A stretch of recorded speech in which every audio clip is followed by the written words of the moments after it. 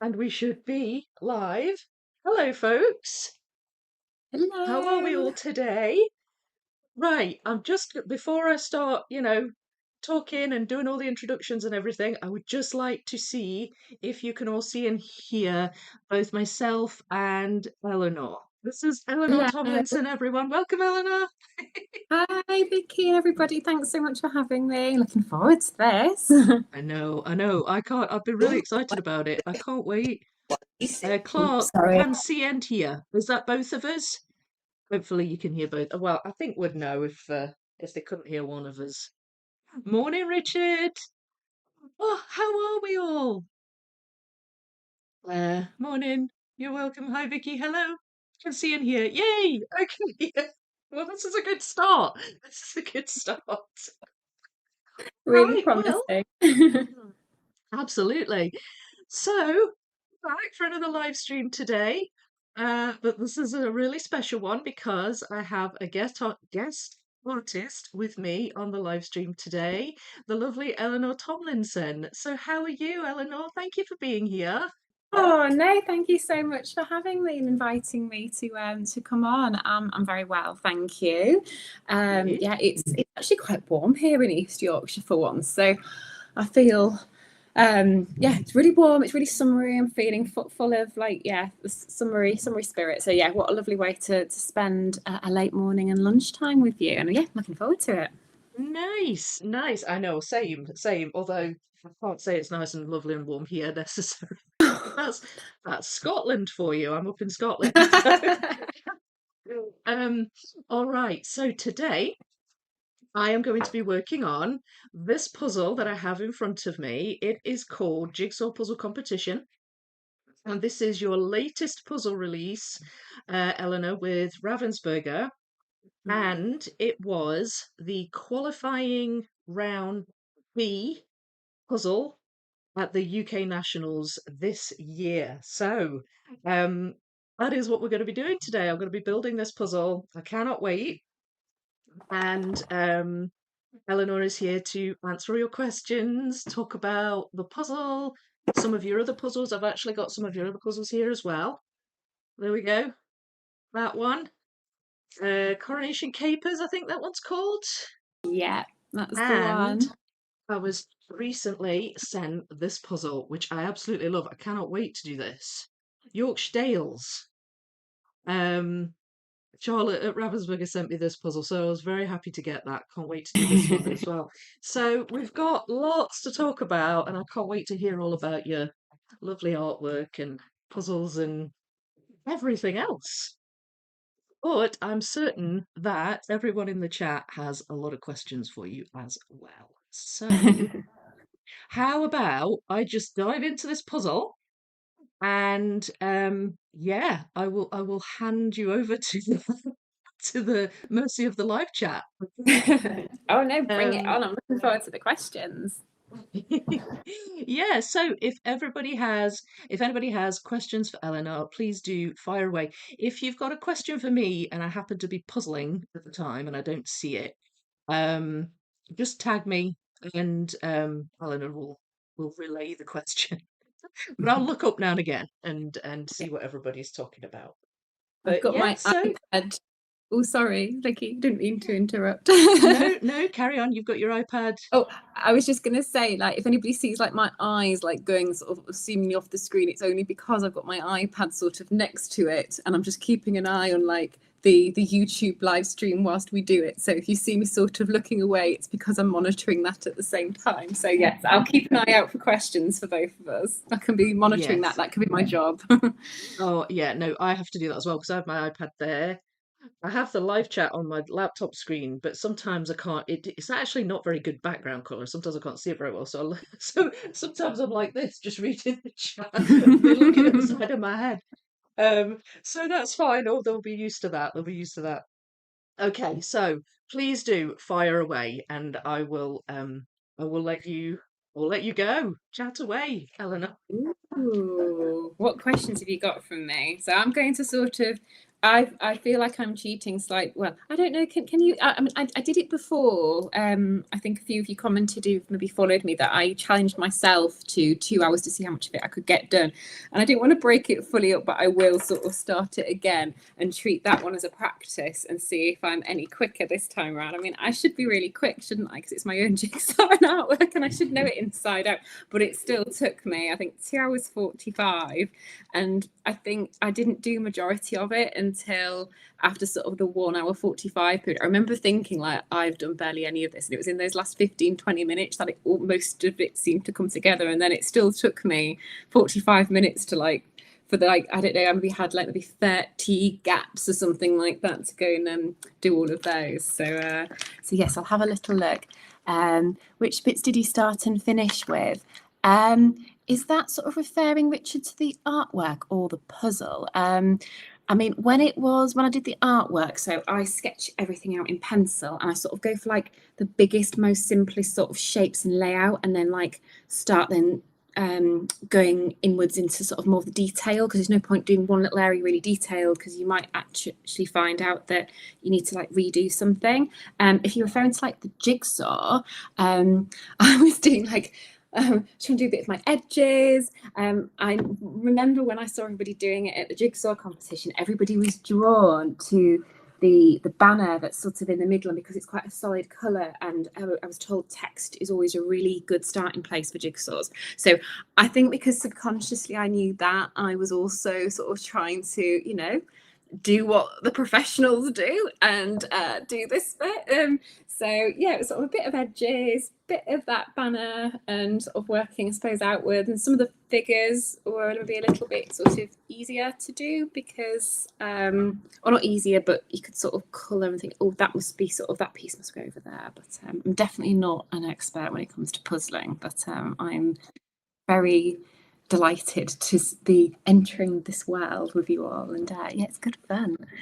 Because I've actually done this puzzle once, and I was the same. I was drawn to the red banner, and what I liked about it, the people, is they're all wearing different colored clothing, which is normal, I guess, but it's like different patterns, different textures, and stuff like that. So you Yeah, can pick out, a puzzler appreciates that because you can pick out distinct different things rather than, if everybody was wearing like a blue shirt or something like that. yeah. So yeah, that was the same for me, people and that manner, I know when I definitely. was in touch with Ravensburger about initially doing it, and I'd done most of it, and it was just sort of tweaking and adding things in, and a lot of the feedback was like, oh, Eleanor, can we like add some like more pattern or a color? So for example, initially Ah, I'd left the tablecloth white, so I added in that pale blue stripe, and I think I added some more sort of jazzy patterns to the bunting, sort of keeping it like a flat simple color. And do you know what I mean? Just like little sort of extra things, because that's exactly what they were feeding back to me, sort of knowing that it had to be sort of, suitable for puzzling. So it was just really interesting, obviously, getting that feedback, because usually as long as I like it, or whoever's been commissioned a piece or asked me to do it likes it, and it's all sort of very visual, you're not having to think of that secondary purpose. So it was really yeah. interesting them sort of saying, oh, we love this, but can we just add that? And it's like, of course it makes sense when it's pointed out to you and it's going to be a jigsaw puzzle, but it's not the first, that you're not used to looking at an artwork in that way, knowing it's going to be something used for like a jigsaw puzzle. It was it's really interesting. And I think it's helped me look differently at my work, and when we're thinking about what might make a next really good jigsaw puzzle. I think I'm better. I'd like to say I'm improving, knowing what to look out for that will make a good jigsaw. I'm sure there's lots of room for improvement, but Yeah, I think there are extra considerations that you have to sort of think about when you're looking at it from a puzzler's eye. mm, You know, sort of areas where there's space or something like that.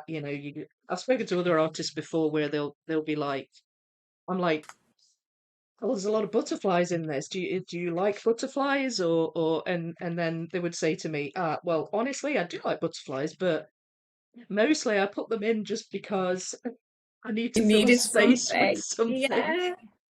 So, the butterfly then comes in handy, a handy tool. Um, what did you sorry, I was going to ask you a question. I know that this puzzle was based on another piece of artwork that you did. Yeah. Um, and I'd love it if you would talk about that. But my question is, because the new artwork, this artwork was going to be for a puzzle, was there a lot you had to change about it, or was there one particular thing that you had to sort of add Yes and things in, no. or Yeah, no, that's a really good question. So I'll show you the artwork it was based on, and you'll see sort of so many similarities. So a lot of my work, 'cause I know if you came, we did like a little tester, didn't we, Vicky, last week? I'm just going to move my drinks before I knock them over because I'm that clumsy person that will knock them over, either on myself, the jigsaw, or on my laptop, and that wouldn't be very good. So a lot of no? my a lot of my artwork is animals and wildlife and like country life. I'm very much inspired by the local countryside that I'm in. I'm sort of in a farming community. I'm not sort of from farming directly myself, but I live in a Yeah, little village surrounded by farms and farming land. So you obviously get the wildlife tracks and things like that. But a lot of my work, if I show you just some original examples I've got to hand, have a lot of negative white space, which of course it's why I never really actually expected for any of my work to become jigsaws, because you know that would make a jigsaw impossible. And even though, like, so for example, this one, I love to yeah, sort of play with negative space and have things like off center and things like that. And yes, things are to a certain extent framed by my splatters, which has sort of become a really sort of, I suppose, stylized way of my working, but I just like it because it frames, it breaks up some of that white minimal space. And because I do a lot of yeah, animals and wildlife and there's that movement and energy, I find it really helps give that movement to what is obviously a static piece. But as you can tell, even with these splatters, I mean, that would be so hard, wouldn't it, for a jigsaw puzzle? So I'm not used to doing really full on pieces. I mean, even something that's maybe a little bit more dainty delicate, things like that. So there's not every area that's like got like loads and loads of stuff to it. yeah. So even if it's something that's a little bit more fun, so I did this for I think it was VE Day 75. So during COVID I did that. It's just like a little sort of Oh, barnyard fun piece. You can see my love for bunting because obviously this was in 2020. But talking about VE Day, very nicely links in. So this is what I did for VE Day last year for the 80th celebration, and you'll see as soon as I flip it over the strong similarities. oh So gosh, of yes. course it was that World War II. You can see even like the similar chairs that I'd sort of based things on, and the figures, and like the teddy bear on the chair, but in here it's got like a little sort of RAF uniform on, and the dogs and things peeking out, and the bunting, the newspaper here. So you can see the kind of layout is really, really similar. It was really, I suppose, just bringing the outfits and the figures to maybe just like sort of current day, maybe losing like the Union Jack bunting instead of having the three singers in the background here. That's where I put in that red banner because I wanted something colourful here, and that's sort of where I Yeah, had the clock and the jigsaw competition in. And then really it was just adding in, so we didn't have these like white empty edges. It was making sure all these were filled up with like the balloons, the jigsaw pieces, more bunting, why I added in like the jigsaw boxes, and things stacked up at the sides here for something to sort of give this a little bit of interest. So I'd done this just sort of off my own. This was sort of my sort of idea and everything for VE Day, and I'd shared it on social media and did prints and things of it. So this is a copy of it. So the original was twice the size of this. This is an A4 print, and Ravensburger, because I've done other things for them. This is the Jigsaw Competition one's the fourth puzzle that I've done with them. The first one was for the coronation in 2023. And they'd seen this anyway because they follow me, and that's when they'd got in touch to ask after seeing this, and it gave me the idea actually to approach me over the jigsaw competition one, but they loved this so much they felt this would work really well as a puzzle. I don't know why when I did it I didn't think that as well. Oh yeah, But that's right. yeah, You mentioned that. yeah, I sort of did it. I wanted it to, because it was, obviously, I say it's the end of the war. It was celebratory, but obviously it was a really hard piece to get just right, because of course so many people, died, and so many Yeah. lives were affected negatively. But it was on the whole sort of a happy anniversary celebration. So I wanted sort of the colour, the fun, the movement, that sort of togetherness and community to sort of come through in that. So you can see how that inspired. So you've got that same long table, the similar kind of collection of chairs and bunting Yeah. and things like that. So yeah, this one inspired that one heavily. That's great to see the original artwork. Thank you for showing that. I think that's brilliant, being able to sort of see that. And actually, it's less different than I expected it to be. Like, I thought maybe there would be less around the outside, and I know you have added things in. Um, but you know, I expected there to be less kind of things around the Going on. outside. Yeah. Yeah, So well, I think yeah, no, that's compared really similar. to, I think, I think compared to a lot of my other work, that was like a very sort of different kind of like full on piece, like you say, when I sort of look at other things that I've done. So this is sort of an example of sort of a lot of the wildlife pieces I do, and you can see like kept it very small. There's all of this out there. So yeah, when you compare that even to something like this, it's like night and day nearly. But Yeah. I do sort of, when the opportunity arises to do something that's really different and push myself out of my comfort zone, whether that's sort of having people and lots going on, I usually like to have only one or two subjects and the focus be beyond that, and then not be a lot going on. But when it's a certain kind of piece like that, it's just lovely and fun to actually, I'm going to go to town and Yeah. really just bring loads of sort of like energy and just lots to this. So and Christmas is usually when I have that attitude to my pieces as well, and I go all out, because if you can't go all out at Christmas, when can you? Exactly. And I was actually going to say, I'm just bringing in the Yorkshire Dales puzzle as well. That's very full of stuff. Like, there's not Yeah, much white space really there at all, is there? You've got all the green and there.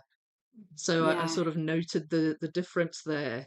I suppose when you've got a bigger puzzle as well, a 1,000 piece over and above a 500 piece, you're dealing with more pieces, aren't you? So there's maybe more kind of Mm, want to fill in the spaces a little bit. But yeah. actually, I'm glad you mentioned the Christmas one, because I was looking at your other puzzles and I saw you'd done a Christmas one. And Yes, that yes. one, that I don't think that has any like negative space at all.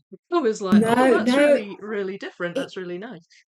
it doesn't. So it's really funny when I think about them all. So the Coronation Capers one, I'd already done the artwork, and it just needed, I think all we did with that one, if I just look at it, was adding I've got some it here. another it was adding the bunting in the corners. The bunting isn't there on the original above. It's just Ah, sort of a bit more sky.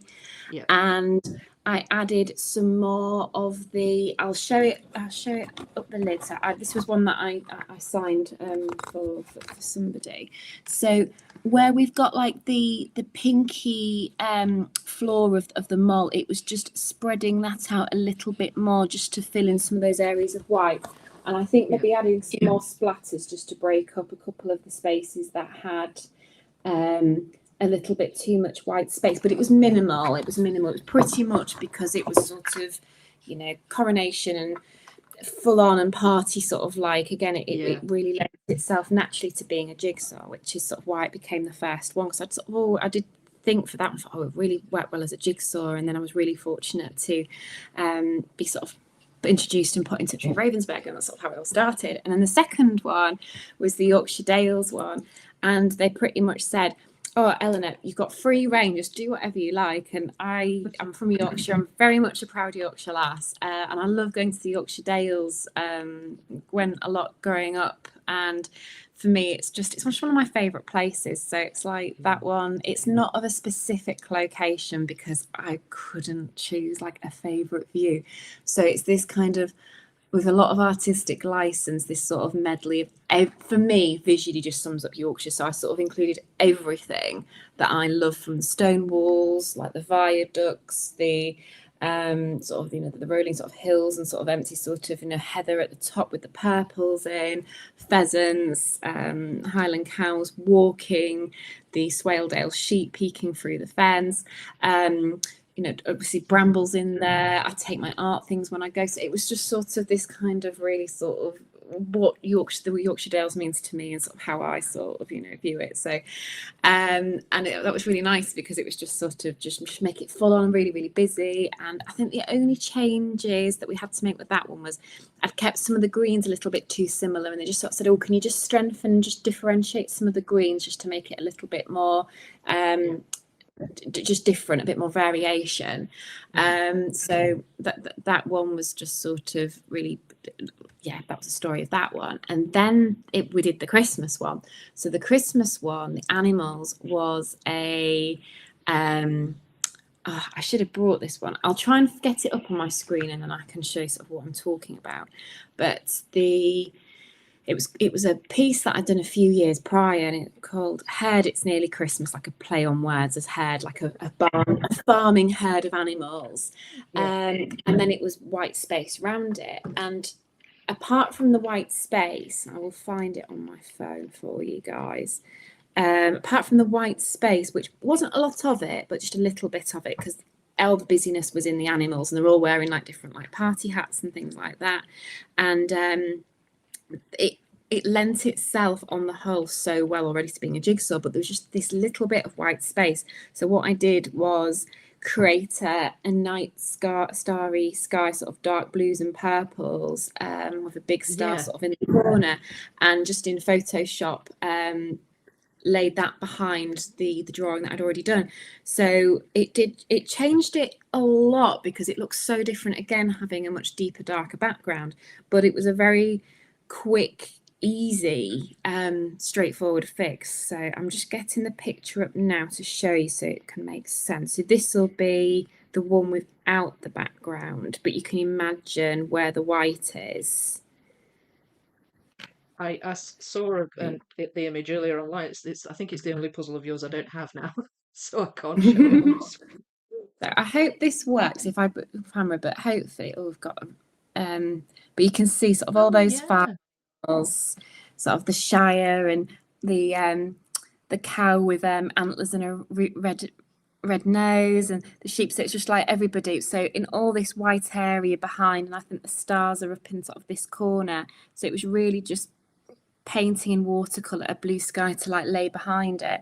But of course you can see all those animals there. It does, so that was that one. And then of course this has been the fourth one, which again it was kind of made purposely for a jigsaw, but of course, as I said before, was very heavily inspired by a piece that I'd already done.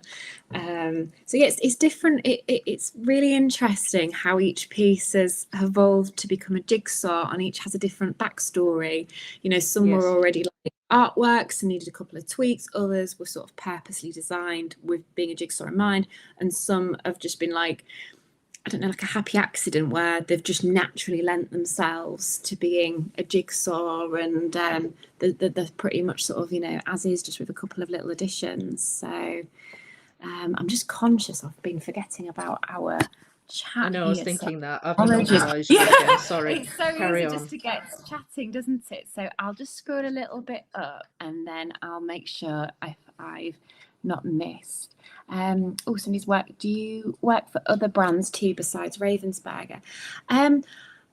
So I have increasingly. I don't work for too many because I mostly really do my own thing and print my own things and sell them.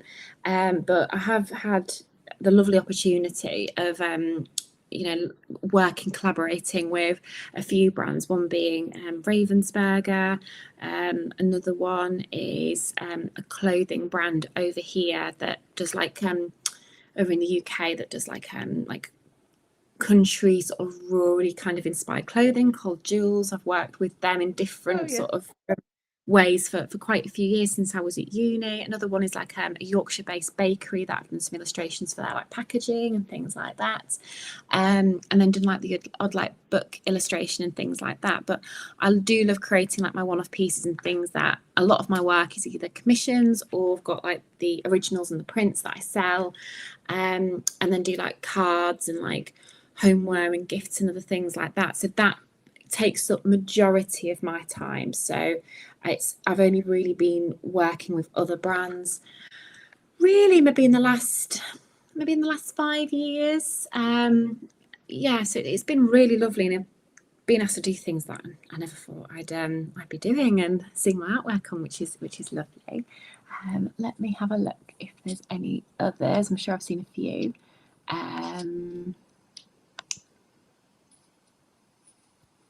Oh, we've got another Eleanor, spelt differently, but hello, Eleanor. Yeah, there's so many ways of spelling Eleanor. So I always laugh at birthdays and Christmas because I get so many different spellings of Eleanor and Ellie, which is like my shortened nickname of Eleanor. And yeah, it always makes me smile how many variations. And you know, half of them are from my family. And you think I've been on this planet 28 years and nobody can still agree in my family how to spell it. It's it's like just throw vowels in there and like random E's and A's and get I's in there. Yeah, it's funny. I'm sure everybody has that. I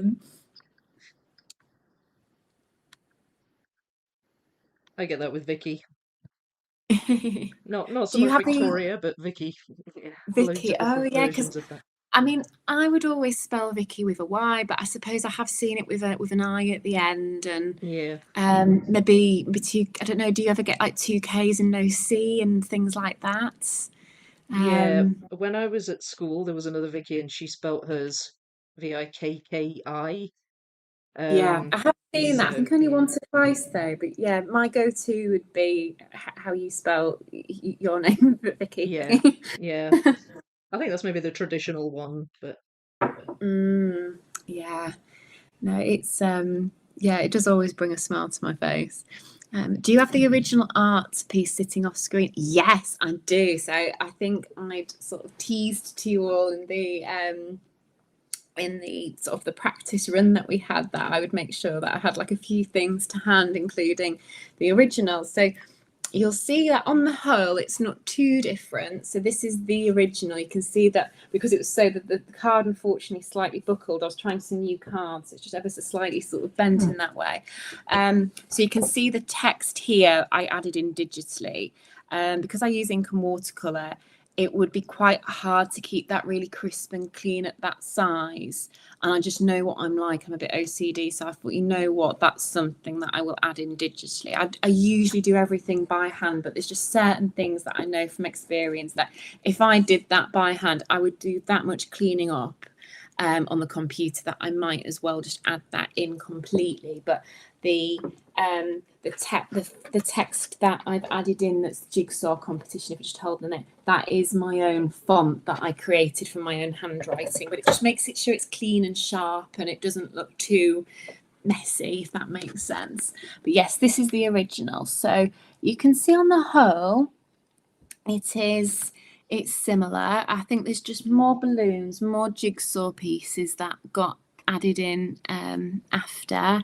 A few little amendments to the faces just to give them a little bit more expression. But on the whole, apart from adding the text to the banner and a bit of colour and stuff to the jigsaw pieces and adding in more jigsaw pieces and balloons, it pretty much is sort of what you see on the jigsaw puzzle. The only other addition that got added in is, if I just bring this as a comparison, is we added in this gorgeous little doggy called Alfie. So the story behind Alfie was his owner won a competition with Ravensburger that was to have your dog or pet, I think, included into one of the jigsaw designs.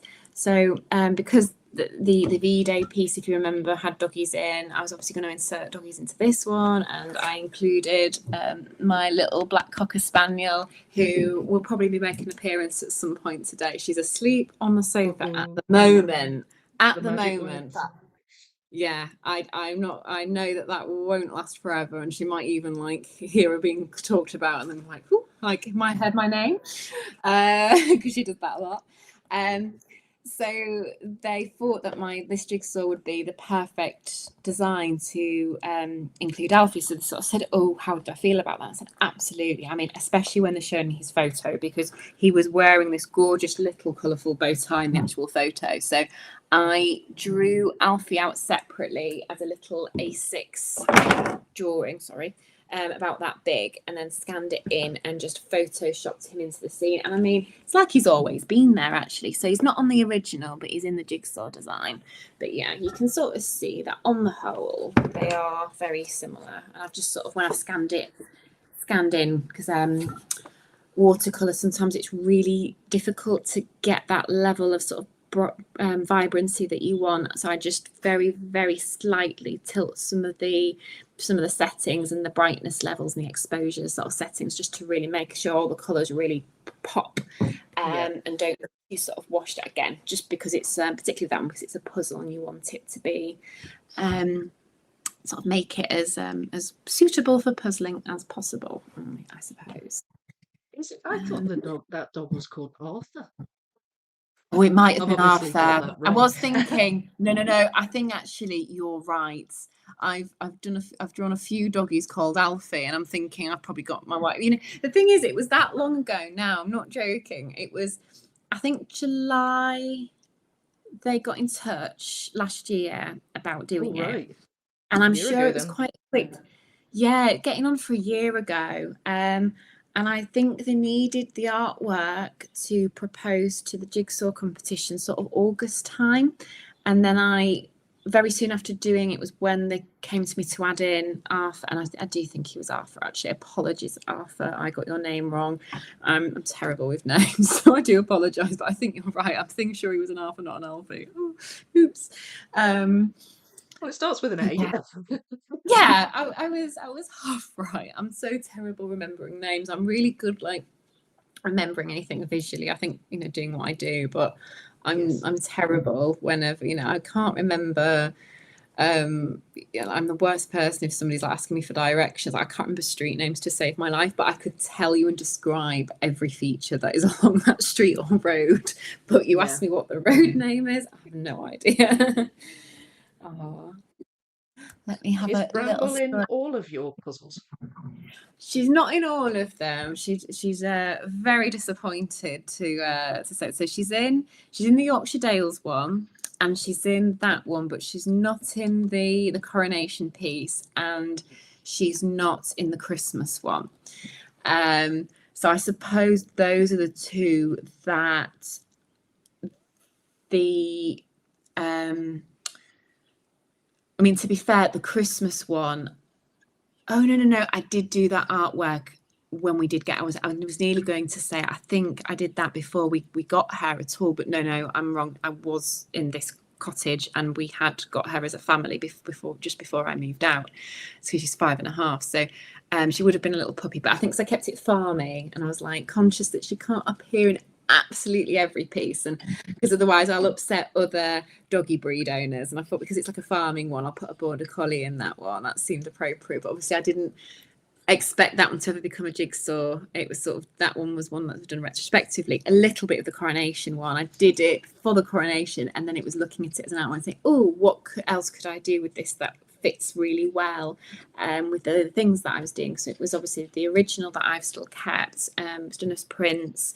We took out elements and did it onto a mug, cards, jigsaw, like tea towel, and an apron, and a few things like that. Did like a coronation collection, which was really nice. Sort of the biggest collection that I'd sort of designed and completely had made and everything myself. So it was quite a large task, really, because of course my biggest dilemma doing what I do is always getting things ordered. I always try and have things made wherever I possibly can in the UK by other small businesses. But sometimes the cost and the minimum orders of that might make something that you want to do not doable. But that I sort of try to really, really go all out. And I was so happy with how everything looked. But yeah, it was an exciting time. I'll just have a little look again through the.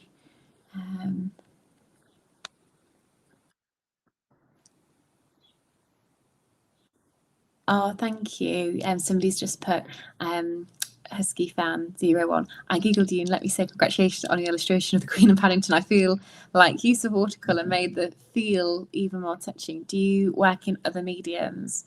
I don't. I used to work in other mediums, but I love ink and watercolor. So everything starts off as like a pencil drawing, just to plan and plot everything down, and then I'll go over with a really fine ink fine liner. They're only like 0.5 millimeter thick, and sort of use it really on the side so I can get this like really nice sketchy line that's buildable. And I might go over a line like multiple times, and then I go in with watercolor. And I love the quick sort of energy that it gives. And even though I've worked in like acrylics and oils in the past, I just love ink and watercolor. I never used to like watercolor, but I love it paired with a line, and then you've got that control of the ink fine liner, and then a little bit more of the free flow of the watercolor.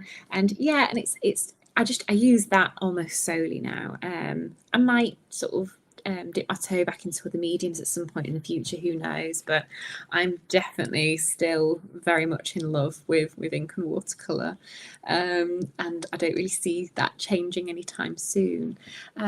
But just can't get my words out, sorry.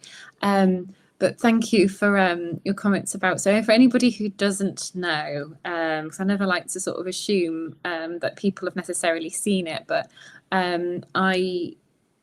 my life sort of changed dramatically and went a bit crazy and upside down nearly 4 years ago, actually. I can't believe like it's nearly that long ago now.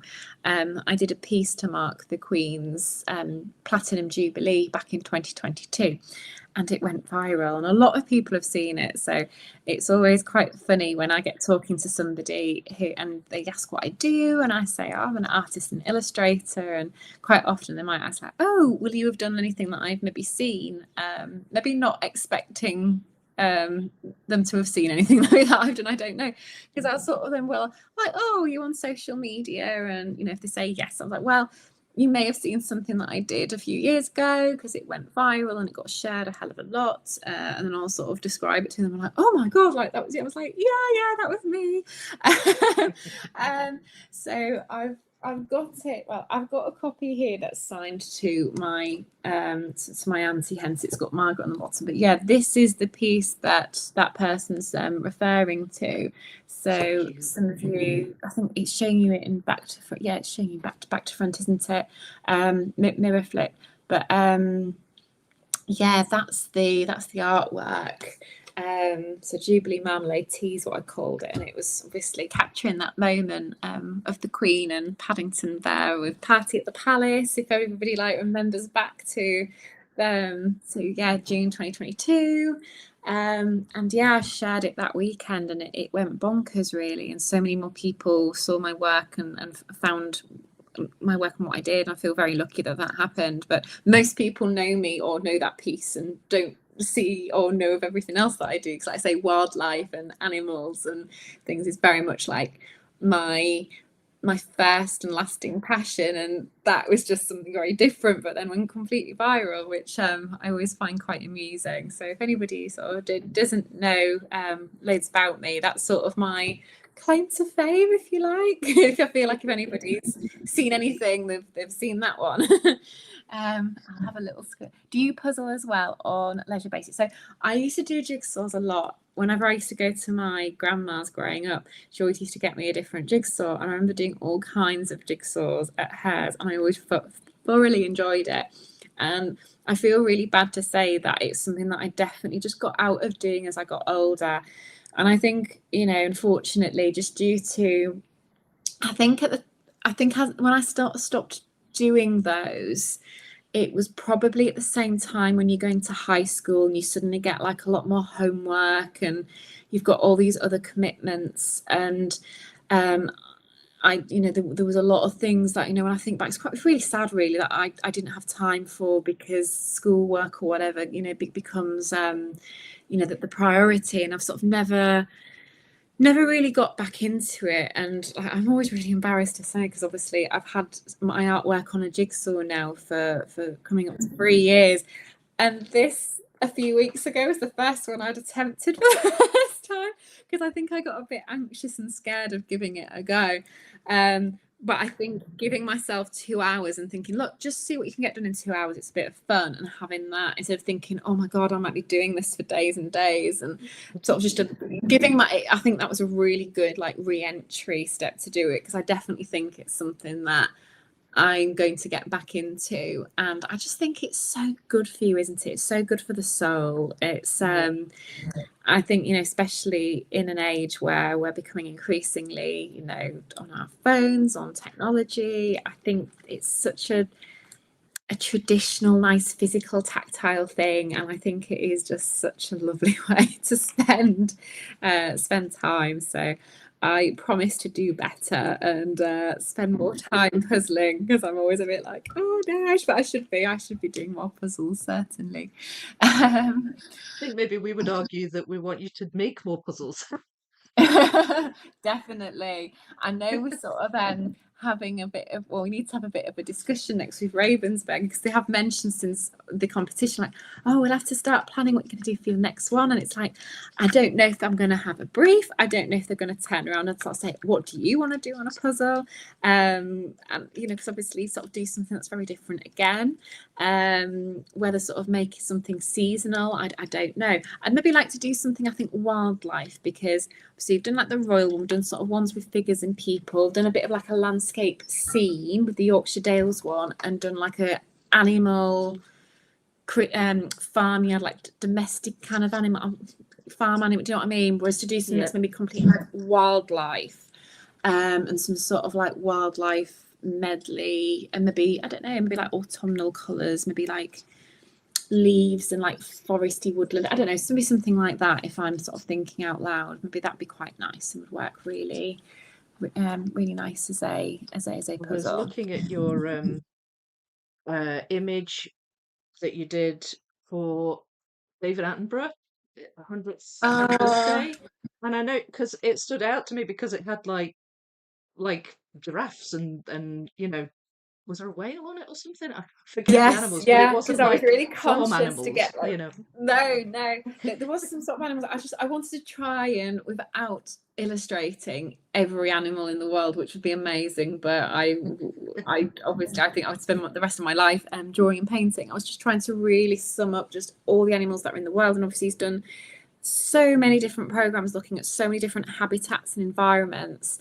I just wanted to sort of have a feel about that and have animals from different areas of the world, like say have like the sort of a reference to all the ocean and the Blue Planet programs that he's done. So have the killer whales and the whale tail and the seals and the sea lions and everything, and then have like the terrain animals. I think looking back at it, I should have done more birds in the sky. Actually, I sort of had the trees as a nod to sort of like the rainforest and the savannah, but I only really had the parrot in there thinking about it, and I should have done more aerial animals.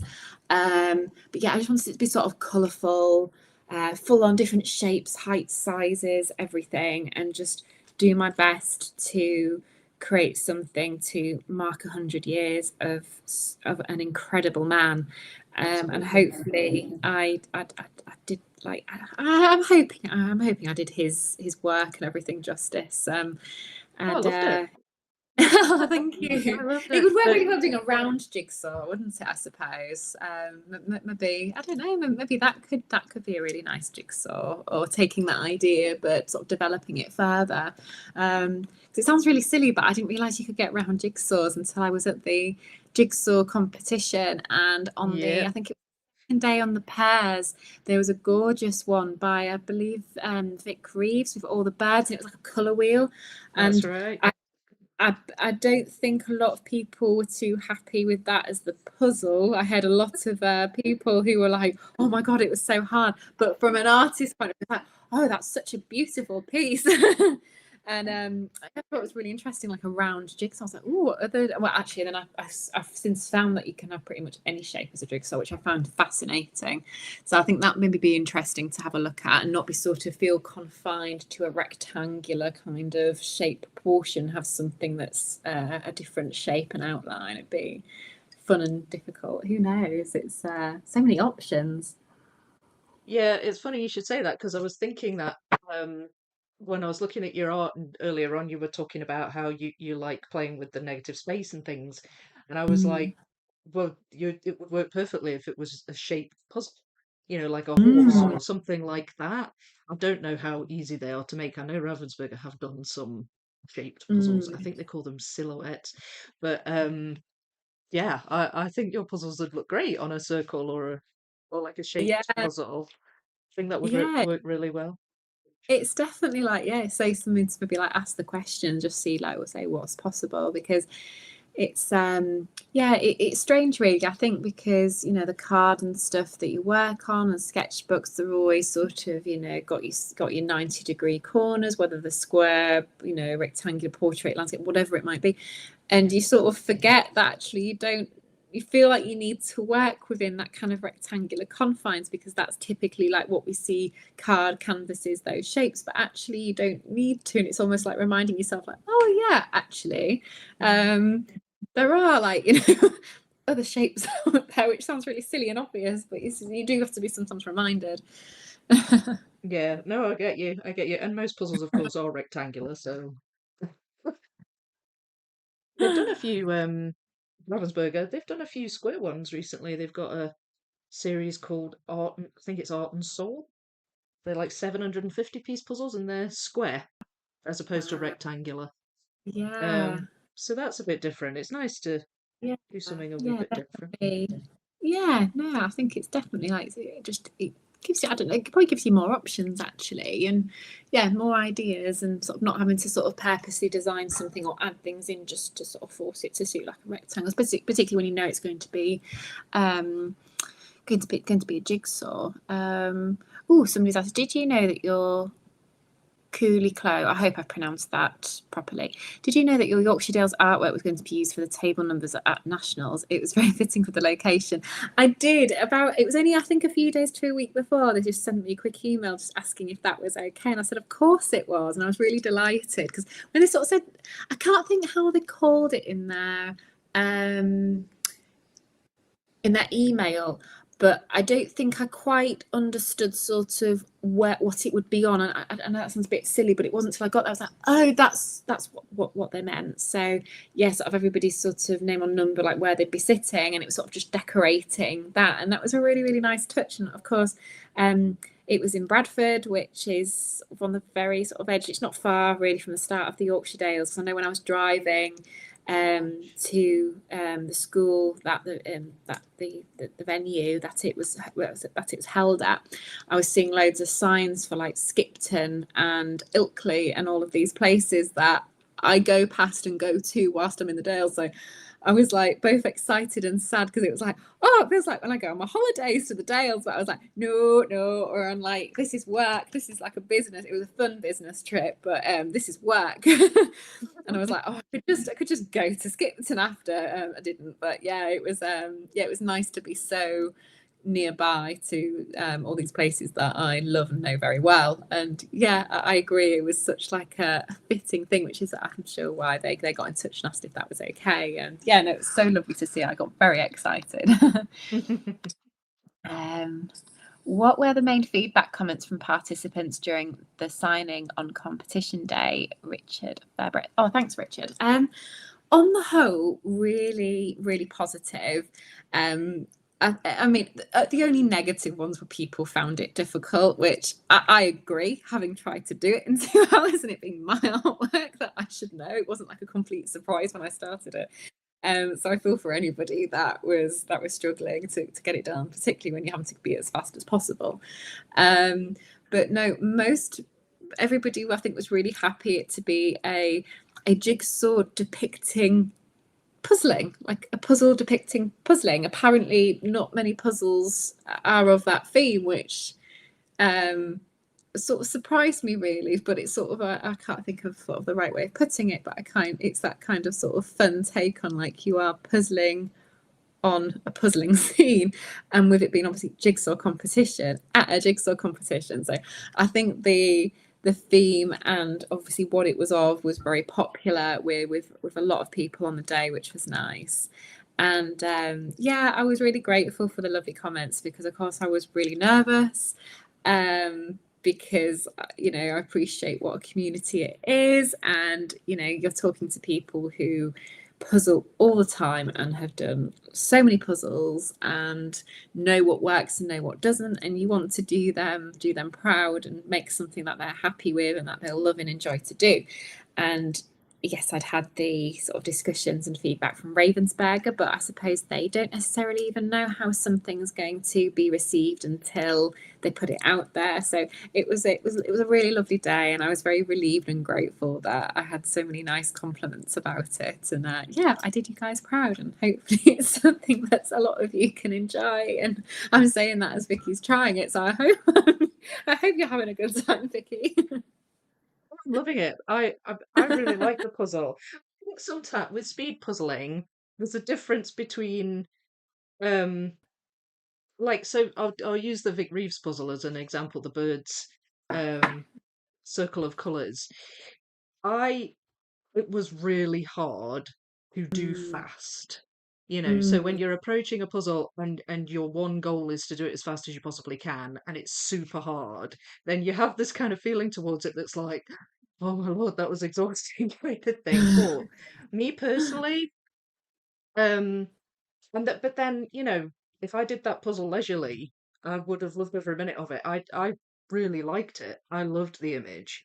And my pairs partner, Chris, he said, "Oh no, you take it," because he was quite happy, for me to have it. And I was like, "Oh, thanks," So Oh, there's very much a dichotomy between doing a puzzle and your goal is to do it as fast as you possibly can, and doing a mm. puzzle which you're just looking at as a lovely puzzle that's leisurely and fun to do. And I think you have to kind of look at it with two different pairs of eyes sometimes. Um, but yeah, no, I loved it, and I enjoyed this one as well. Although this wasn't my qualifying round puzzle, I did the Angela Holland one. Oh yes, was that the camping scene, if I remember correctly? Yeah, that was Yes. gorgeous. Yeah, I watched when I arrived, I went up onto the balcony and we caught the last maybe like 15, 20 minutes of that. And even having not been there from the beginning, like my heart was like in my mouth, like seeing people so close in sort of those last 5 minutes, and like, oh, come on, you can do it. You can obviously can't say that, but you're like, come on, come on. And then it was what broke my heart, and even like people that were like either got the really really quick early times, was just obviously they spent all that time and that energy and that effort, and it just got broken up and put in the box. And especially at the end when you saw people maybe had like half a dozen pieces left and they didn't quite finish it, so they didn't get that satisfaction of seeing it, and you just had to all go in the box. I was like, oh no, so close yet so far. And I was like, oh, I really want to cry for you, because I could just like see like all the work and that had gone into it in that 2 hour time period. So yeah, it was really exciting to watch, and I hadn't expected that before I'd gone. Like I knew it would be like a really like interesting and enjoyable time, but I didn't think I'd be so like the Yeah. jeopardy of like Gripped. I know. I think a lot of yeah. people have that. Like, for a start, they're shocked when they discover that speed puzzling's even a thing. And then to actually experience it or watch the live streams and realize just Yeah. how gripped you get when you're Yeah, watching yeah, it happen. absolutely. It's I definitely would fall into that group of people. I was like, oh, I didn't realize it was such like a big thing. Mhm. And then, yeah, when you're watching it, like I was so emotionally invested and I hadn't expected that at all. I was thinking, it's not even me doing it. Like I'm purely just like a bystander watching. And even I'm like, come on, come on. Like, it's yeah, no, it was a really, really good, yeah, good time, even for somebody that, wasn't participating and just watching them being part of the atmosphere and the community. It was a really lovely couple of days. There's something unique about the puzzling community as well, because even though it's a competition, and you're essentially against everybody else in the room, everybody's also rooting for each other. Um, you've got that sense that it's like I want to win, but I also really want Yeah, everybody else to do well, and yeah. like there's a real because I've been Camaraderie. on sorry. I was gonna say, like, it's like a real camaraderie, like everybody that's there, even if like you don't know one another. It's such a lovely community, and I just Yeah, think, especially with everything else that's going on in the world, to find these pockets of people from different backgrounds, different countries, culture, whatever, ages, and everybody like come together, this like unified like passion, and be so supportive of each other. It's beautiful, and I really, really love that. yeah. It's funny because like I've been in teams competitions, and the first person will finish, and you'll stop what you're doing to clap. And it's just like, oh wait, I better carry on. I'm supposed to be going fast, but it's like there's a genuine sense of I would love it if everybody in the room finished the puzzle. And even the competitors feel that way, and it's really really nice. So I can totally see why you felt that way. It just seems to be the way it is, and it's such a lovely community that like it just comes across that vibe. Mm. You can feel it. It's sort of tangible. Yeah, no, it really does. Like I say, even like somebody who sort of hasn't before sort of been a part of that, and everybody's like really like welcoming, and yeah, no, it was such a lovely. I was very grateful to everybody. Oh, I'm seeing like the comments. People are like, I'd never really thought of like puzzles that were bigger, but like somebody's saying, I was just thinking it's like saying like 2 or 3,000 piece image that that David Attenborough idea. Like, yeah, maybe, I don't know, maybe we can like go back to Ravensburg with some ideas. Like, wow, this seems to be popular with people. um I'm hoping they're yeah, listening. yeah, yeah, absolutely. I think something that I know a puzzle I saw, I think it was a Pokemon one. I could be wrong, so do forgive me. I'm sure I saw a massive box, and I'm talking like I Yeah. thought a tent or something should be in this box. It was massive. It was like nearly as like big as me if you'd stand it on its head. And Yes, I know it the was one. something crazy like 70,000. Just apologies, somebody's just knocking on my door, but I'll be right back. No, it's fine. Don't worry. They did have a box of the. I'll fill the silence while Eleanor's gone. They had the Pokemon 40,000 piece puzzle box. It still had the incomplete artwork on it. I don't think it's fully finalized yet, but yes, that was there at the competition. Um, and I suppose to somebody that's never seen a large piece count puzzle box to that scale, it is a bit shocking because it was huge. The 40,000 piece puzzles are huge. I'm getting on nicely with this puzzle. It's a bit of a chaotic build, but I'm not aiming to do it quickly. So I am just enjoying doing it at a leisurely pace. Um, I've done the edge, as you can see. I've attached the banner to the top. Got a few buntings. I'm sort of picking out colours, so I'm starting to get people's clothes, some balloons together,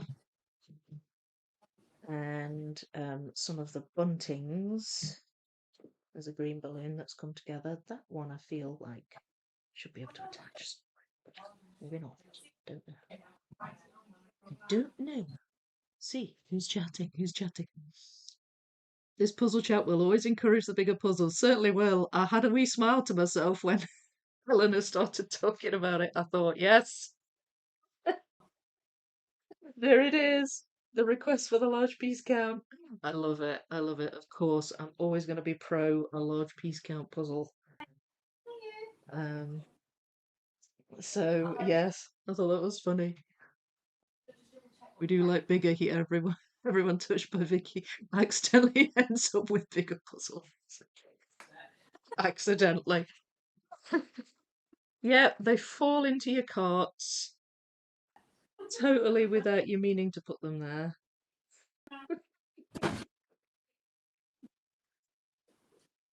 You know what? That just means my work is being done successfully. Apologies about that. No problem at all. I was just nattering away. I was talking about large piece counts. I wish Bramble was as helpful that she could answer the door for me as well. But she's definitely awake now. The door's there, so I know a couple of you met her the other week when we did the tester, but she's back now. You're going to sit on my knee. Aww. We can see your head. There she is. Oh, bless you. Hello, Bramble.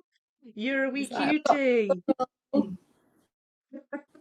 she's like, no. She's like, I'm going to show you my ball, but you can't have it. So yeah, you've been very good, haven't you? You've been really quiet. She got a ball in her mouth. Oh, I see it. Yeah. Ah, She's bless. got a couple of her favourite balls at the moment. She's really funny. She goes through phases. So we're in a ball phase, obviously, at the moment. And then it'll just be the same couple of balls that she's obsessed with for maybe a week to a few weeks. And then she'll completely switch and then she'll be all over her soft teddies. And then you won't see her with a ball for ages. And she'll have like some teddies that she's like really obsessed with. And then she'll go back to a ball again. And it's just funny how it's like all or nothing. It's either balls or teddies. And she just like goes through different phases. So yeah. I love how they get possessive over them. It's like, I'm not going to look at you. I don't want you to be able to touch it. Yeah, like sometimes she's like, oh, I want you to throw it, but then she won't give you it. And you're like, mixed messages, like, decide what you want from me, because I'm a bit confused. So I don't think she knows what she wants either. So, yes, the little black doggy that's in the Jigsaw one here under the table, and in the Yorkshire Dales one, that's her. Oh, she's lovely. Oh, I'm a little bit biased. Oh, yeah. I always said if I ever have a puzzle design at any point, it'll have my wee cat in it. Grace will be in there Oh, that'd be so somewhere. gorgeous.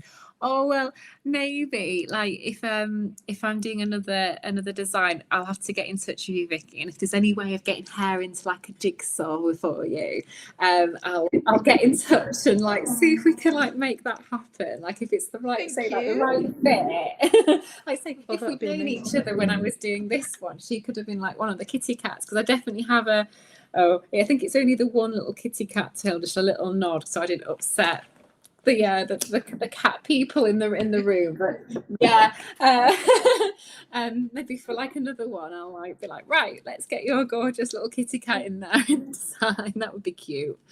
Oh, I'd love that. Thank you. Yeah, he actually was just in here a second ago. My son, I don't know if you noticed, I was very suspicious. My son came to the door and he wanted to know what we're having for lunch. So I was writing him little notes. And then when he opened the door, the cat came in. So I could feel this thing rubbing against my leg. And I was like, oh, the cat's in here. Have you ever had any of your jigsaws? Because I love it when I love it when I see videos and clips of sort of cats wanting to get involved with like their humans activity and they get like a little bit passive aggressive. And have you ever had your cat sort of come and like mess up a jigsaw that you've been part way through? Yeah, well, yes.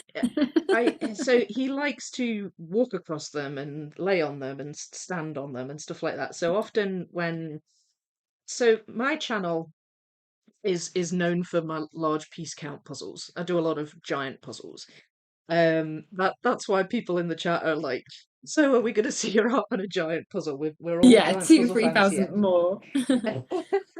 But so when I'm building one, I tend to not let him near because obviously a lot of work and time goes into giant puzzles. But when it's finished, I'm like happy for him to just walk on it, and he'll have a good roll on it and stuff like that. So and everybody loves him, That's everybody in so the chat cute. just now, they'll love him. So I do try and let him have his cameos as much as I can. But I have to be careful, because if he lays on a puzzle and I've got pieces laid out neatly and stuff like that, he'll just Yeah, send like them. piles and loose bits. He'll send them flying. But it was. I'll tell you the story. I was doing a puzzle, a large piece count, and it wasn't finished. It was maybe about half done. And he came into the room. Can't remember why. I must have just been feeling generous or something. But he came in. I let him in. He jumped up. He laid on the puzzle, and I sat just watching it, keeping an eye so that he didn't kind of completely mess anything up. And I suddenly got this idea into my head, because he was just laid down, and then he would be sort of looking at the window, and then he'd suddenly go, you know, and it'd be like, cats, they do this thing where they look as though they can see something, but there's nothing there that you can see. It's just like, what are you looking at? And he was doing all this kind of stuff. And I had this idea to film him and put like a David Attenborough style voiceover over it. So it's in one of my videos.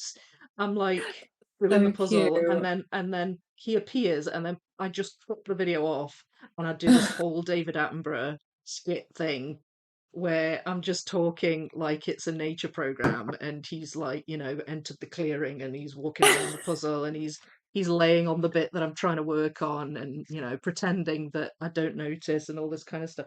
It was hilarious. It was one of those off the cuff kind of things that I did, Yeah. and it turned out so so funny. So like, if I can incorporate him into the content, I'll do that as well. Yeah. So he's very much a fixture on the channel, but I have to be very careful Yeah. for How obvious old is he? reasons. Mm. How old I'll is he, let- Vicky? Oh, sorry. No, He don't worry. is. How old is he? About 5, I think. He's about Oh, 5. He's not. he's He's just a not that big old. kitten still. He's just a baby. Well, that's how he acts. I mean, he acts like he's not really exited the kitten era. But he's dead affectionate. He's Oh, the perfect wee cat. Like, he'll oh, he'll take the love, and he'll let you pick yeah, him up. He'll let you rub his belly. It's one of the few cats I've ever had where you can give him a proper belly rub, like a yeah, dog, really, yeah, and he likes it. So yeah, I cute. think he's about 5, something like Yeah. that. Oh, our pets, they're so wonderful, aren't they? And it's funny, like, and so sweet how they integrate themselves so much into our lives and like what we do. And yeah. Yeah, they really are. They're family, aren't they? They're They essentially are, they family. definitely are. I know Bramble is like everybody's favorite in our immediate family. Like, I always joke to, like, whenever like I write my like Christmas and my birthday cards to my parents.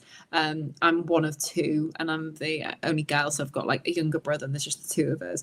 And I Yeah. always put like from your if I do a card from if it's from Bramble, it'd be like sometimes like from your favorite daughter, and if it's from me, I always joke and put from your second favorite daughter, because it's like she's like favorite, and then He's it's the like my brother favorite. and I. Yeah. And it's just like an ongoing joke now, because like my dad especially was the really typical dad that was like, oh, if we get a dog, I don't want to be walking them, it's not my. And he is obsessed with her, and she's obsessed with him, and it's such a cute, funny relationship, because he's just done like a complete 180, like a lot of those like dog dads who are just like, yeah, whatever. And then you'll catch him like holding her like a baby and being like, oh, and you, my gorgeous little princess. You're just like, who are you? Like, you've never been like this. But it's such a sweet sight to see. Yeah, and I always like, just completely like go with it. And I'm always like, oh, she's your favourite. I know I'm like, I know where I come in like the pecking Yes, order. you Obviously, know it's where just you like, stand. yeah. It's just completely like joking, but it's just so funny. Oh no, love it Bless to them. pieces. better check for any questions. Oh, did you find it difficult keeping it a secret from your... Sorry. Did you find it difficult keeping it a secret that your art was being used for the competition? Thank you, Starlight. 2292. Yeah. Yeah, I did find it difficult. Yes and no. So I'm used to working on pieces, you know, when I started my business as, well, like a hobby when I was in my mid-teens and at school and university. And I got asked quite early on to do commissions. And quite often when I'm asked to do a commission, it's a surprise gift for somebody. So I'm used to keeping artworks a surprise and not sharing them, like say on like social media or anything. But you know, somebody's very unlikely to, you know, if it's for them like to come around to your house, that's what I find out about it. So I'm used to keeping quiet about things in that sense, but usually it's not for as long. And obviously as long as you're not telling somebody who, you know, the gift's for, and usually people who ask me to commission something, I don't know them other than them getting in touch about that. So I'm very unlikely to bring it up to them or somebody that they would know. So I might be having a coffee with a friend and they might ask what I'm working on, and I'll be like, oh, I'm doing this commission for, you know, somebody's anniversary and it's their dog and whatever, knowing that, you know, it won't matter because it's not to that pet and they're not going to know who the commitment for or anything like this. Whereas this, I couldn't even say in passing. So like I'd have a lot of people like, oh, what are you working on at the moment? And I couldn't say anything. Like, I mean, I might have said like, oh, I'm just working on a new like jigsaw for like Ravensburger, because obviously they knew that I did other jigsaw. But other than that, obviously I couldn't say anything. I couldn't say it was for the jigsaw competition. I couldn't hint it was at all like a secret design to sort of like, you had to like, so it was just easy just not to mention it at all and not say anything, which felt really weird with it being for such a long period of time. And, you know, if I was doing like videos, like say on my Instagram stories or something of like in the studio and other things going on, I was just really careful that that was never at all like in the background, so people like wouldn't ask like, oh, what's that you're working on? And so it really just got, after I stopped working on it, it just went away into a folder and I nearly like forgot about it. I know that sounds really strange, which is way easier because then you're not going to accidentally say something that you shouldn't. So yeah, I ended up getting very like anxious that I didn't, even though I knew I wouldn't do it knowingly, but just not slipping up. And it's like, even like knowing that I was asked to go to Bradford, and it's like just being careful that you don't sort of say to anybody like, oh yeah, I'm going to be in Bradford that weekend. Oh, why are you in Bradford? And be like, like, and I'm a really bad liar. So it's like, I didn't want to come across like I was being like secretive or anything like that. Although I'm sure nobody would have like been able to put two and two together, but like, who knows? Like I was told like, it's all like hush, hush, top secret. So I just sort of like pretended it didn't exist. Obviously I knew, my mum knew, she's the only person other than Ravensburger that's seen it. My mum works for me, so she's sort of at mine a lot, but she knew like, you know, you couldn't say anything. Obviously Bramble saw it, but I know that she's going to be safe from telling anybody. But yeah, it was difficult really, and you start like get really anxious that you're going to like give something away by accident. But I didn't. I don't think I did anyway, thankfully. But yeah, what a good question. Let me have a little scroll and see what anybody else got any questions.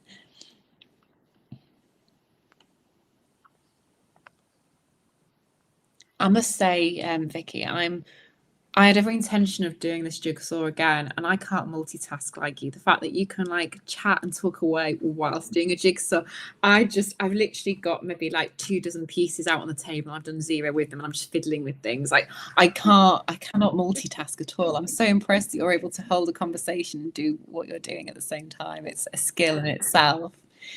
Not the first time I've heard that, but I honestly, it took some practice. Did it? It takes Yeah. a harnessing. How did Bramble get her name? Oh, that's a really good question, but it's not really that exciting. So, well, it is and it isn't. Like, sorry, Bramble, I don't mean to say that the story of your name's not exciting. So, pretty much. So we never had dogs growing up. My dad worked in the fire service and worked shifts, and my brother had extra educational needs, and we just didn't really have the lifestyle for a long time growing up that we could have had a dog. Parents always said, oh, it's not fair, like we can't really have any pets. And then during COVID, just before COVID happened, I'd finished university and was working from home and moved back home and was working for myself, so I was at home a lot. My mum had been offered redundancy during COVID, and my dad had retired from the fire service, and my younger brother, who really wanted a dog, he didn't do his GCSEs because he was that first year affected by COVID, and he was going to be going to college, and it was a college course where he was like in 3 days a week and at home studying and doing stuff the rest of the time. So within the space of like 6 months to a year, each of our individual circumstances changed overnight. And my brother, who'd maybe been asking my parents on and off for maybe like 10, easily 10 years at this point, he was 16, asked my parents again, can we have a dog? And my mum, didn't want to be like bad cop, was like, oh, you'll have to ask your dad. So he went to go and ask dad, fully expecting him to be like, no. And he went, oh yeah, I suppose so, because like we're in a different situation now, and there's always going to be somebody at home, and we can like give a dog like lots of walks, and the lifestyle that we have the lifestyle that's needed. My mum and I were completely shocked, and so that's sort of how. And I only say that because it was my brother that was the reason really we got Bramble. And he knew he wanted either a border collie or a cocker spaniel. And at the same time that my dad agreed, a friend of mine that had both Bramble's mum and dad had messaged me to say, oh, just to let you know, we're having a litter of puppies if you want to come round and have like puppy cuddles. Not sort of saying, oh, would you like one? Just like, oh, Lint's going to be having a litter. Bramble's mum's called Lint, like the chocolate. And and they're going to be sort of due around this time, so if you want to like come round and like get a puppy fix, you're more than welcome. So I was like, oh my god, absolutely. And it was cocker spaniels, it was mum and dad cocker spaniels. So I said, is there any possibility we can go on the list for having one of the spaniels? And she said, yeah, absolutely, I'd love for one to go to somebody that I know. And then Alistair, my brother, had got in touch with Bramble's first human mum and dad to sort of like discuss sort of anyway, all those kind of details. And he was obviously thinking of some names, and when they were born and we had 3 girls to choose from, and Bramble was the unexpected 7th puppy of the litter. They thought they were having 6, and Bramble arrived a few hours after the last one, and they weren't expecting her. So of course we chose her. She was like this like miracle 7th surprise puppy. She wasn't a runt or anything. I don't think she was maybe ever so slightly smaller, but she wasn't, she was just this like, oh, hello, who are you? yeah. And so we're like, oh, we'll have her, please. And then Alistair had told Beth, who bred the litter of puppies, oh, I'm thinking one of my favourite names is Bramble. And she really liked the name Bramble and obviously thought it suited the puppy. And she just started calling her Bramble from day one. So Alistair had sort of met and sort of said, oh, and we said, oh, that's a lovely name. We all really like the name Bramble. So it was just like, yeah, we'll go with that. So, and by the time we went to go and pick her up, because she was born in the second lockdown here in the UK, and we picked her up just before we went into that 3rd lockdown in the January. So we never actually got to see her before we took her home, unfortunately. We've got lots of like videos and puppy updates, but of course while she was with like her first like family in those early weeks, Beth was like getting her used to being handled and getting her used to her name, and just decided that she looked like a Bramble, so I'm going to call her Bramble. And then she got used to being called Bramble by the time we picked her up, and we're like, she suits a Bramble, so we're not going to obviously change it. So it was my brother that decided Bramble. But yeah, I think it's a perfect name for her. She definitely, I always joke, because she's a bit of a fidget, I'd call her, I think if she hadn't have been called Bramble, I would have I think fidget she would have suited, or Scampy, because she's a little scammer now. She's definitely a Bramble. Yeah, that's a lovely Sometimes the question. name just sticks, doesn't it? And you It know. does. That was definitely like with hairs. It was just, yep, that's what you're called. There was never any kind of like, oh, this or this. It was like Bramble. Yeah. Yeah. How long have you been doing your art, and what was the thing that made you say I wasn't to do art for a living? Or is that That was probably a typo. The thing that made you say you okay? want to do art for a living, maybe. Yeah, I was That's my thinking that, assumption. sort of like reading it, and I'm very tired this week, so my brain's a little bit on the go slow. um, oh, that's a really good question. I mean, it depends what your definition of sort of doing art, because like for example, I was in like back at my old primary school a few weeks ago with the children, and they asked me like, oh, how long have you been an artist for? And I sort of wanted, and I said to them, I said, look, in my opinion, if you're making art, it doesn't matter sort of what that looks like, but you're an artist. So if you're making art and you're enjoying it, you're artists already. But I know a lot of people sort of say that, meaning that you're taking it a bit more sort of professionally and exhibiting or earning money from it, whether it's like just a little bit of like a side hustle or full time.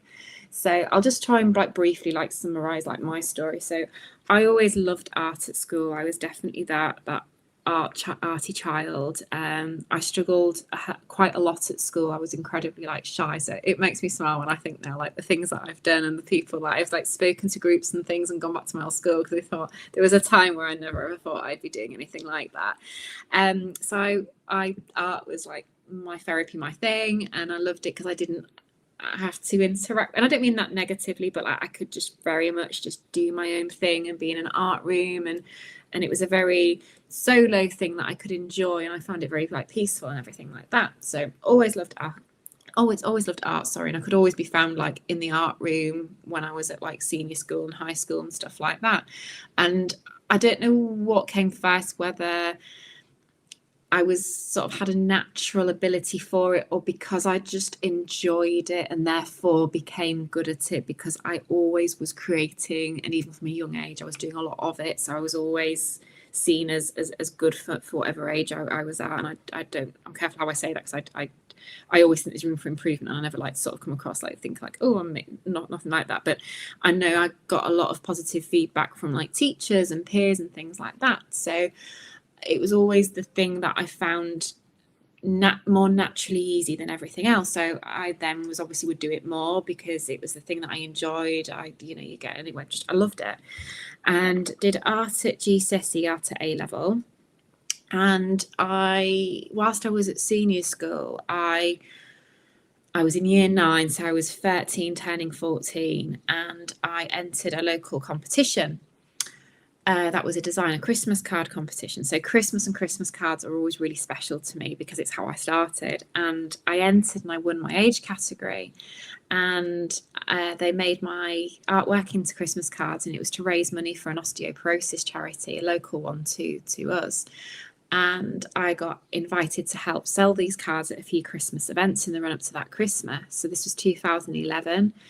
And as a really shy, very socially awkward, like early teen, it came at such an important time for me, because it gave me this like confidence that I didn't know sort of I needed at the time. And I remember thinking, well, I've done the design artwork bit that people are actually wanting to buy as a card. That sort of blew my mind, and actually like give actual money for like a pack of cards and things like that. And I'd done the really scary bit of like talking to people at these events and selling them.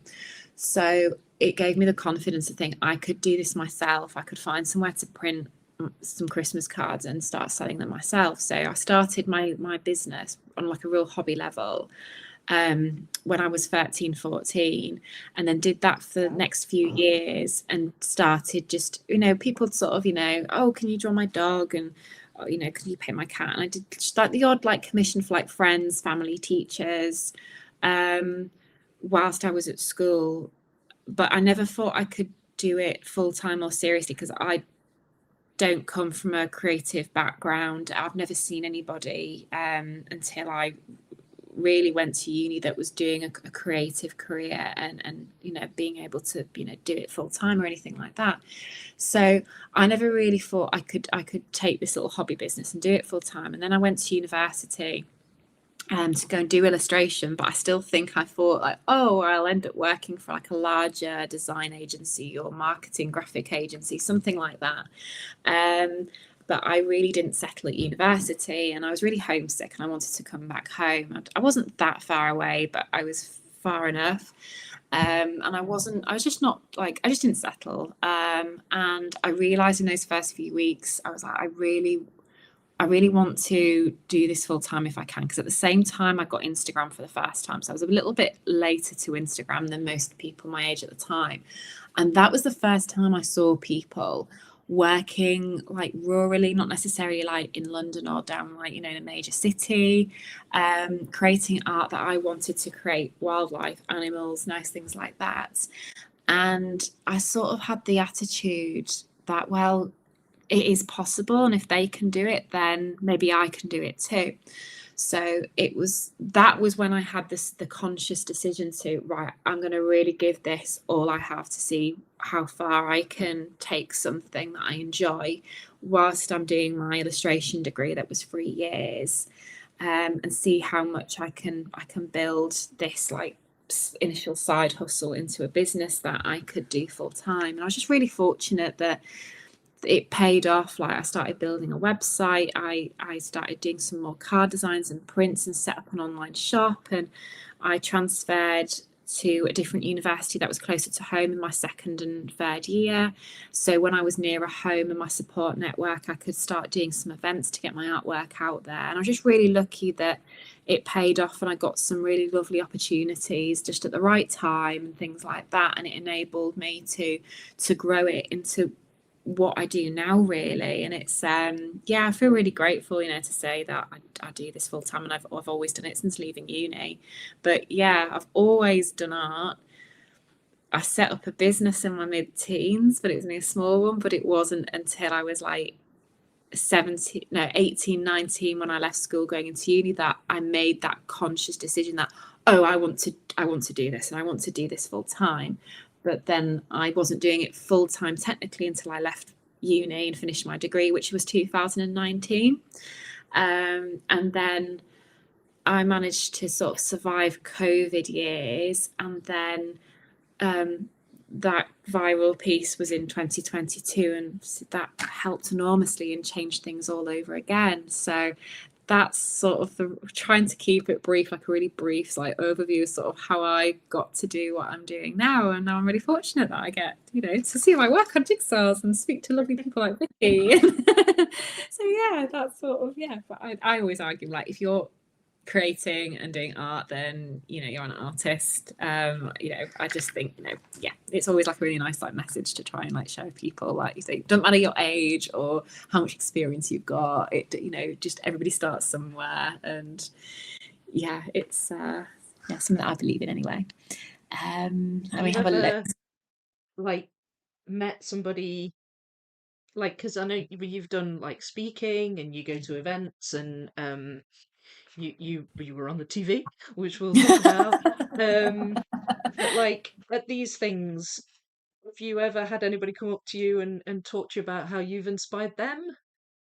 Because that's a really supportive kind of ethos to have, to inspire other artists who maybe feel the same way, I'm really passionate about trying to be that person that encourages, and whilst I never forget that I have been really lucky, and if things had worked slightly differently, like the chances of something going viral are like so slim and stuff like that. And there's been a few other things like that where might not have turned out into the positive it did.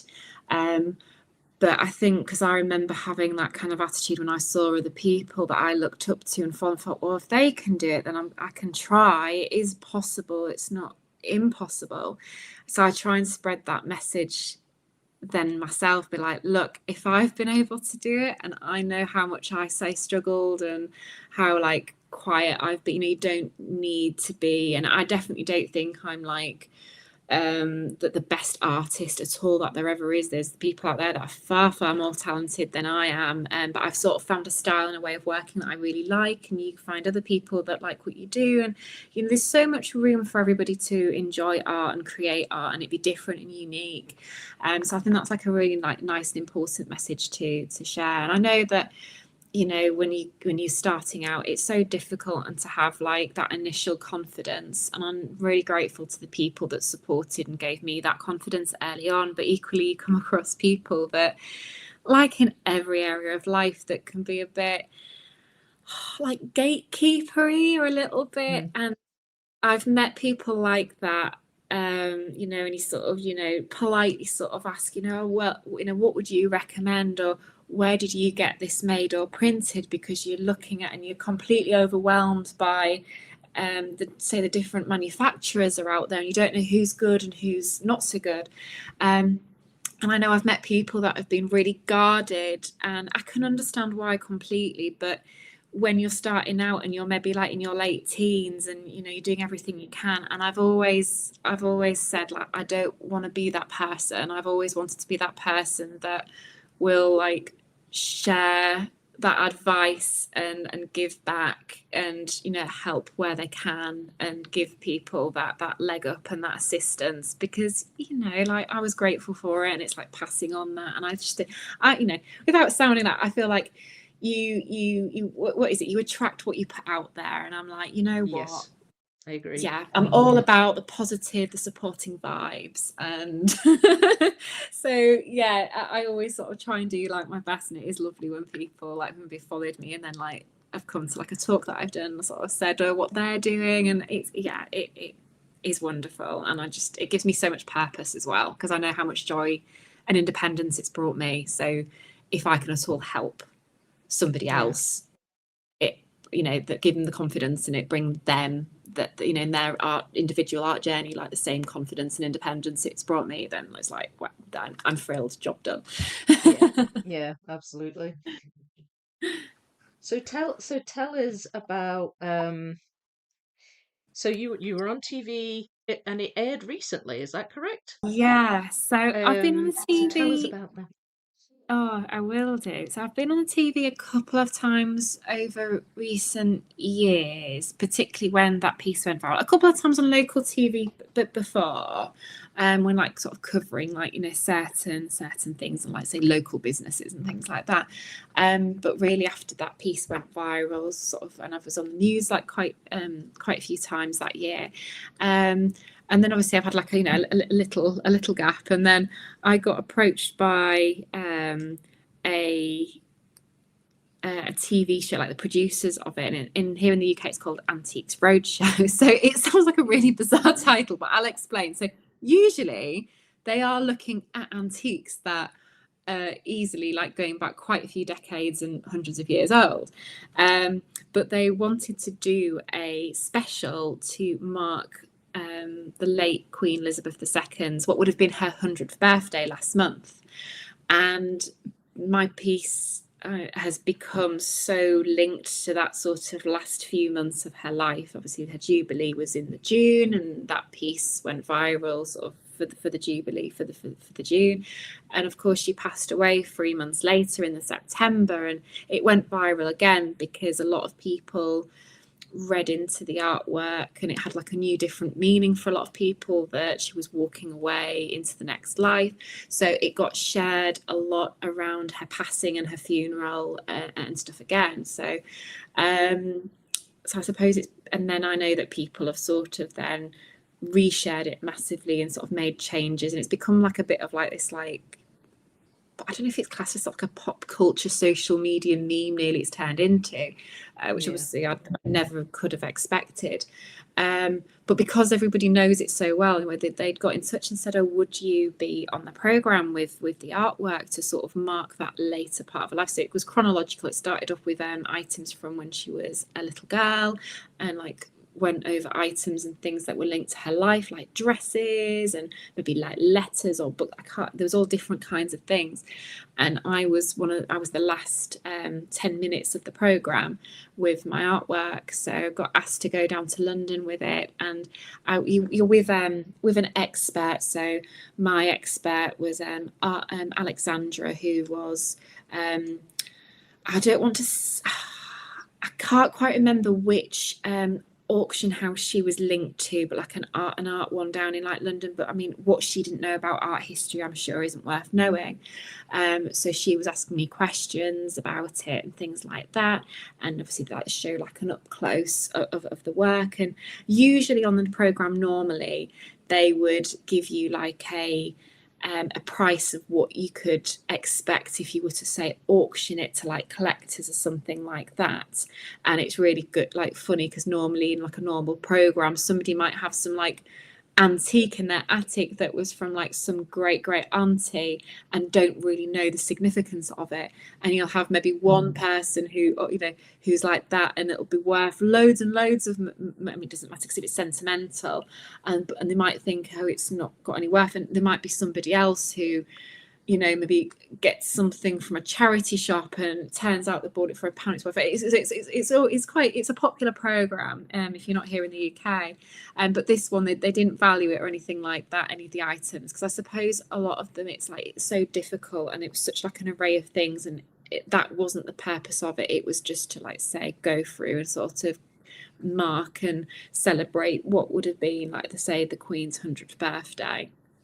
Yeah, and I was really fortunate that they got in touch and they invited me to come on. So it was a very surreal experience, and it was funny because you can watch it on BBC iPlayer, but they did keep a little bit of Alex's, my like person who I was speaking to, my expert, but they didn't like include the whole thing at the time. Because maybe, I don't know, I found it really funny, but maybe not everybody would. But of course it's Antiques Roadshow, so if they've got art on there, usually obviously it's been done a long time ago and the artist isn't known or is dead. And she turned around to me and was like, oh, it's so lovely to speak to, you know, a living artist, which I think they kept in the edit. But then she went on to say, yeah, because usually artwork that we have on this program, the artist's long dead. And it was really funny. Well, I found it really funny because she's like completely right, like Antiques Roadshow, and it's like this piece I did nearly 4 years ago, and obviously I'm 28, so it's like I hope I'm not classed as an antique. No. You know, no, it was just really funny, but I, you know, it made me feel even more honoured, really, because you think, gosh, yeah, this is like a really well-known TV program here in the UK, and to think I might be the first and maybe the only, who knows, artist to ever have featured on the program with their artwork, and I'm like, oh wow, like I've grown up like knowing this TV program. My parents have like always, you know, always watched it and stuff like that. So it's like, oh, I'm there with something that I created, which is so lovely but very bizarre and surreal. So yeah, that was last month it aired, but filmed it just before Christmas. Again, that was something else I had to keep quiet about for a little while. Just because I was scared if I didn't make the edit, and I thought, oh, I don't want to tell everybody like, oh, I'm going to be on Antiques Roadshow, and then for any reason they think, oh, actually, no, we'll swap this out with something else that I didn't. But no, I was on it. I was the last spot. I think that's awesome. Like, I'd have been so nervous. Were you nervous? I was. So it's the 18th of December that we went down to London to go and film it. And because they had to sort of okay it past quite a few people in like, I think like the TV people, and like run it by like the palace and a few things, they didn't get the final okay. So they'd sort of told me like, oh, if you can just keep this date marked out and then we'll let you know. So I'd had the 18th of December like marked out in my diary, and December and then run up to Christmas is really busy for me. It's like my busiest time of year. So I was very tired and like ready to drop at that point anyway, and I'd not been given the go ahead until a couple of days before, and I was thinking, oh, it can't be going ahead now, because if I've still not heard anything, I was like, that's fine. And then I got the okay at about 11 o'clock the day before. And they were like, can you still get down here tomorrow to film? And I was like, yeah, that's fine. So quickly like looking for train tickets to get there and back. And it was absolutely chucking it down in London that day. So I got absolutely soaked through. My hair was really frizzy. Luckily, I didn't have mascara down my face, but I'm surprised I didn't because honestly, it was just so wet. Luckily, we'd got to the building maybe about an hour and a half before, so I managed to dry off a bit. But like I was expecting there to be, because it was like TV, I thought there'd be at least one person just with like hair and makeup just to make sure that you look presentable. And there wasn't anybody. Fortunately, I don't know why, because I just assumed there would be wrongly, but I did think, oh, I'll just bring my straighteners, because I took a little wheelie case with the original pictures and letters from the queen, from the palace that I got. That was all like around it. And yeah, I thought I'll just take my hair straighteners just in case, and thank goodness I did. So I'm like there, like, I probably shouldn't be saying this, but like I had to sort of go and hunt for a socket in this building, and I was obviously I didn't dare ask for permission, because I thought if they say no and I've got to go on TV with frizzy hair, I thought I'll never live this down. So I just found a really quiet corner and quickly like plugged my straighteners in. I was just like straightening my hair just to calm down the frizz.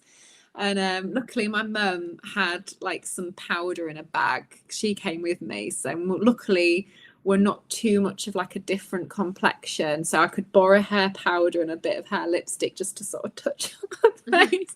But because of all of this, I was really stressed out. I was like, oh my gosh, I don't want to be on national television looking like a mess. You I'm walk like, through a storm. yeah, literally.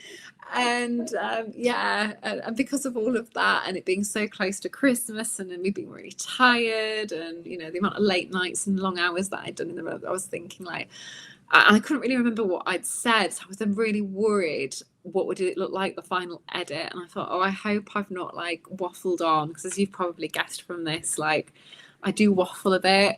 And I thought, oh, I don't know really what I've said or in what order. But yeah, when I saw the final edit, I was like, oh, that's okay. I'm happy with how I've come across. Well, you're talking to a fellow waffler, so I wouldn't worry. You're in good company. Yeah, no, it was yeah, I was like, oh, relax. Now I've seen it, and yeah, I know it's all okay. So yeah, it was a really lovely experience. Bit stressful but lovely nonetheless. So yeah, it's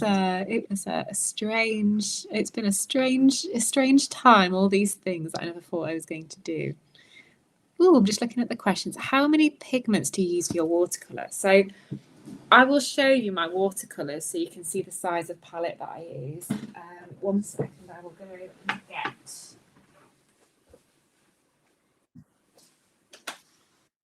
Oh, I'm getting there with this puzzle. I'm getting there. Coming together. There's order coming from the chaos. So these are my watercolors. I bought these when I was about, I think it was for Christmas when I was about 14 or 15 years old. So just sort of after I'd started doing bits and pieces properly. And so I've had this for 13 years. Wow. And it's very awesome. well loved. But yeah, that's my watercolor palette. So oops, you can see the colours that I've sort of used more of them. I've maybe replaced me half a dozen to a dozen at this point, but they have lasted me such a long time. But there's about, I think 1 or 2 are missing or I've not replaced. But I think if you're to buy these new, I think there's like 54 little individual little palettes or something like that.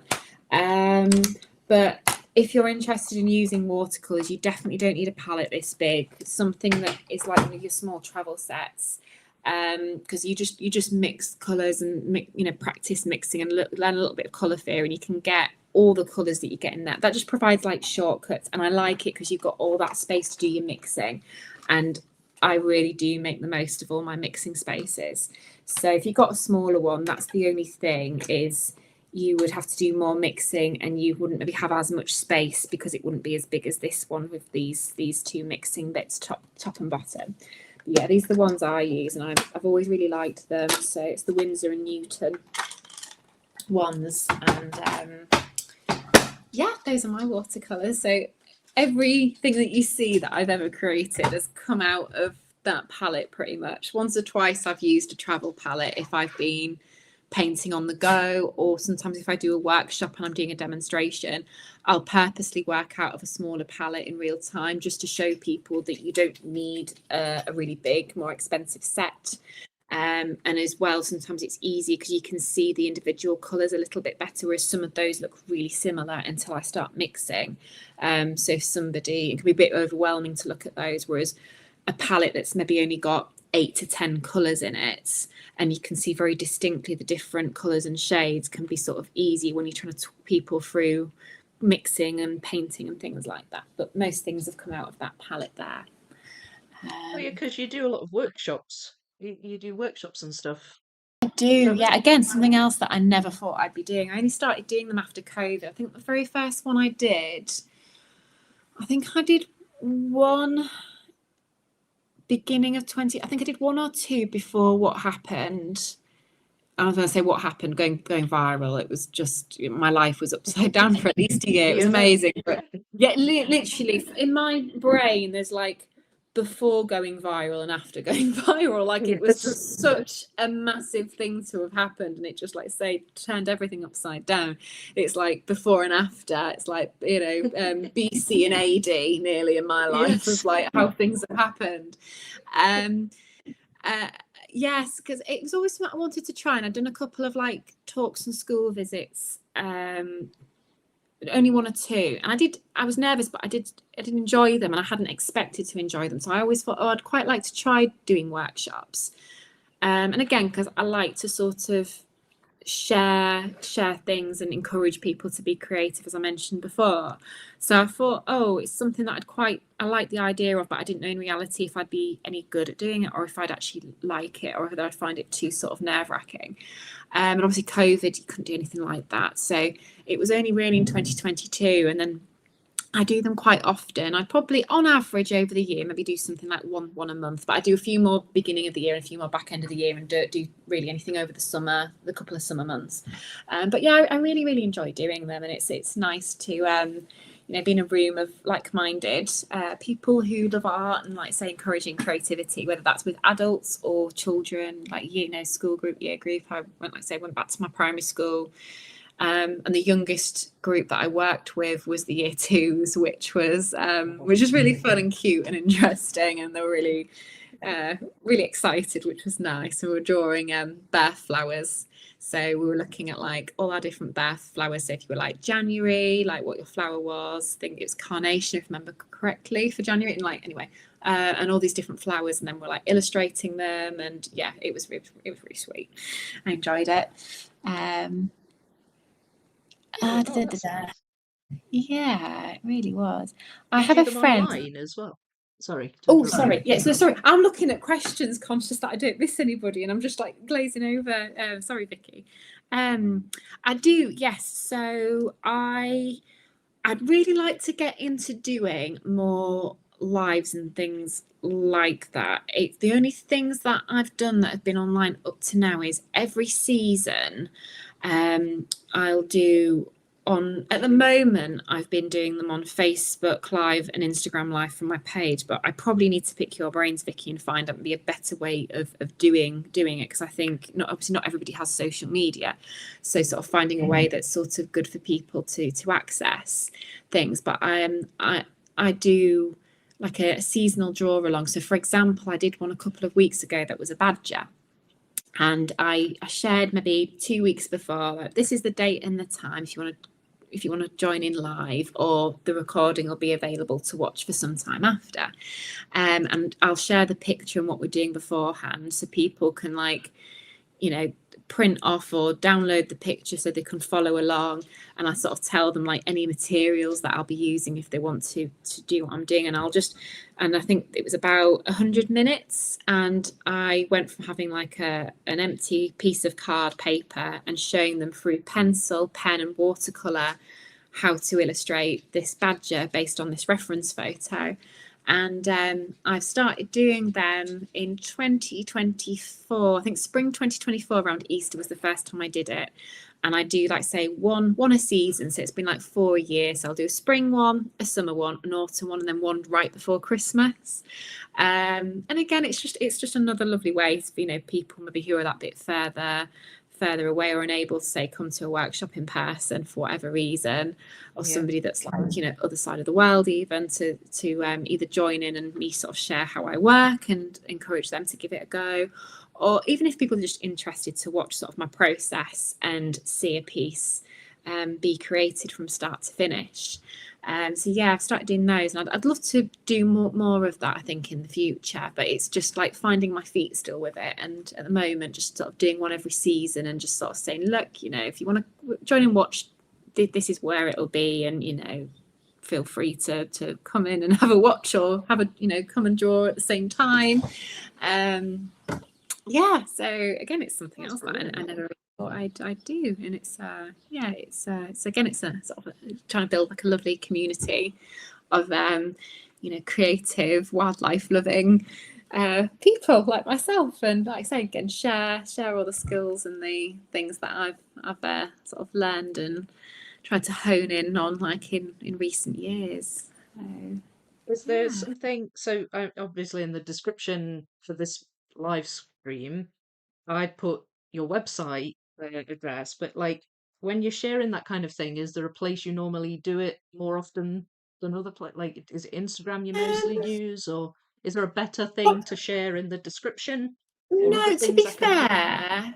fair, to be fair, the website function, you can then find like my Facebook and my Instagram from those two anyway. So I definitely use, when it comes to social media, only really Facebook and Instagram. I find that takes me enough time to try and manage. Oh, yeah. And the website gets updated often, and a lot of things also go out on my mailing list. So I maybe don't thinking about it when I do my, because it's on social media. I don't put it on my website, but if people are subscribed to my mailing list, I'll say, oh, we're doing another social media draw along.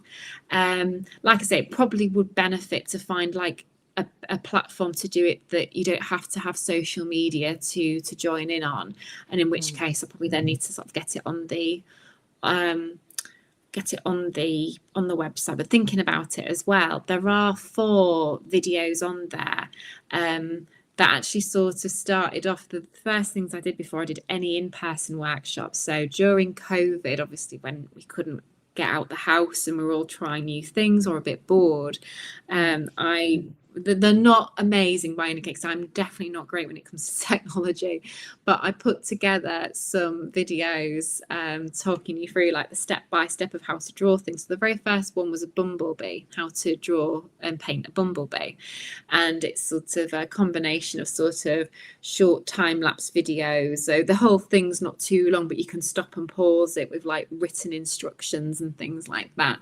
So the first one I did in the first lockdown was a bumblebee, and everybody really loved that. So then I did I think then it was the hare. I did like a hare amongst flowers that people could do, and then a robin on a spade handle was the next one. And then in the second lockdown later that year, because it was November and Remembrance Day, I did a poppy. So you've got insects, animal, bird, and then a flower. So it sort of really vaguely covers sort of all those sort of areas on the whole. And they're still on there. I've sort of uploaded them to, I think, is it Vimeo? I might pronounce that incorrectly. And yeah, you can watch them on the website still now, but I've just not added to them in all that time really. But I need to find somebody maybe who's really good and into like the technology of like recording and cameras, because I get so overwhelmed with all of that. I don't know where to start or understand half the technology behind it. I remember when I was like editing like these really small little like videos during COVID. I remember even back then, there was a few times where I was so close to throwing my laptop out the window, and I realised really early on, I was like, I do not have the patience for this. Like, and I think that's put me off from doing anything too techy since. But I maybe need to find somebody who that's what they do, and then I can just do the art bit. And I don't have to worry about like the recording, the video, the actually editing bit of it, because I was definitely not skilled at that. Or like I say, definitely didn't have the patience for it either.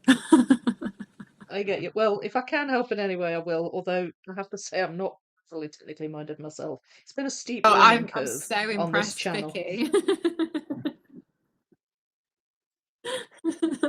Right, I'm sorry, I've monopolised you again, eh? I better let you. No, thank you so much. Like I say, I always forget like to mention something. I'm like, oh yeah, somebody's like, until somebody prompts me, and I'm like, oh yeah.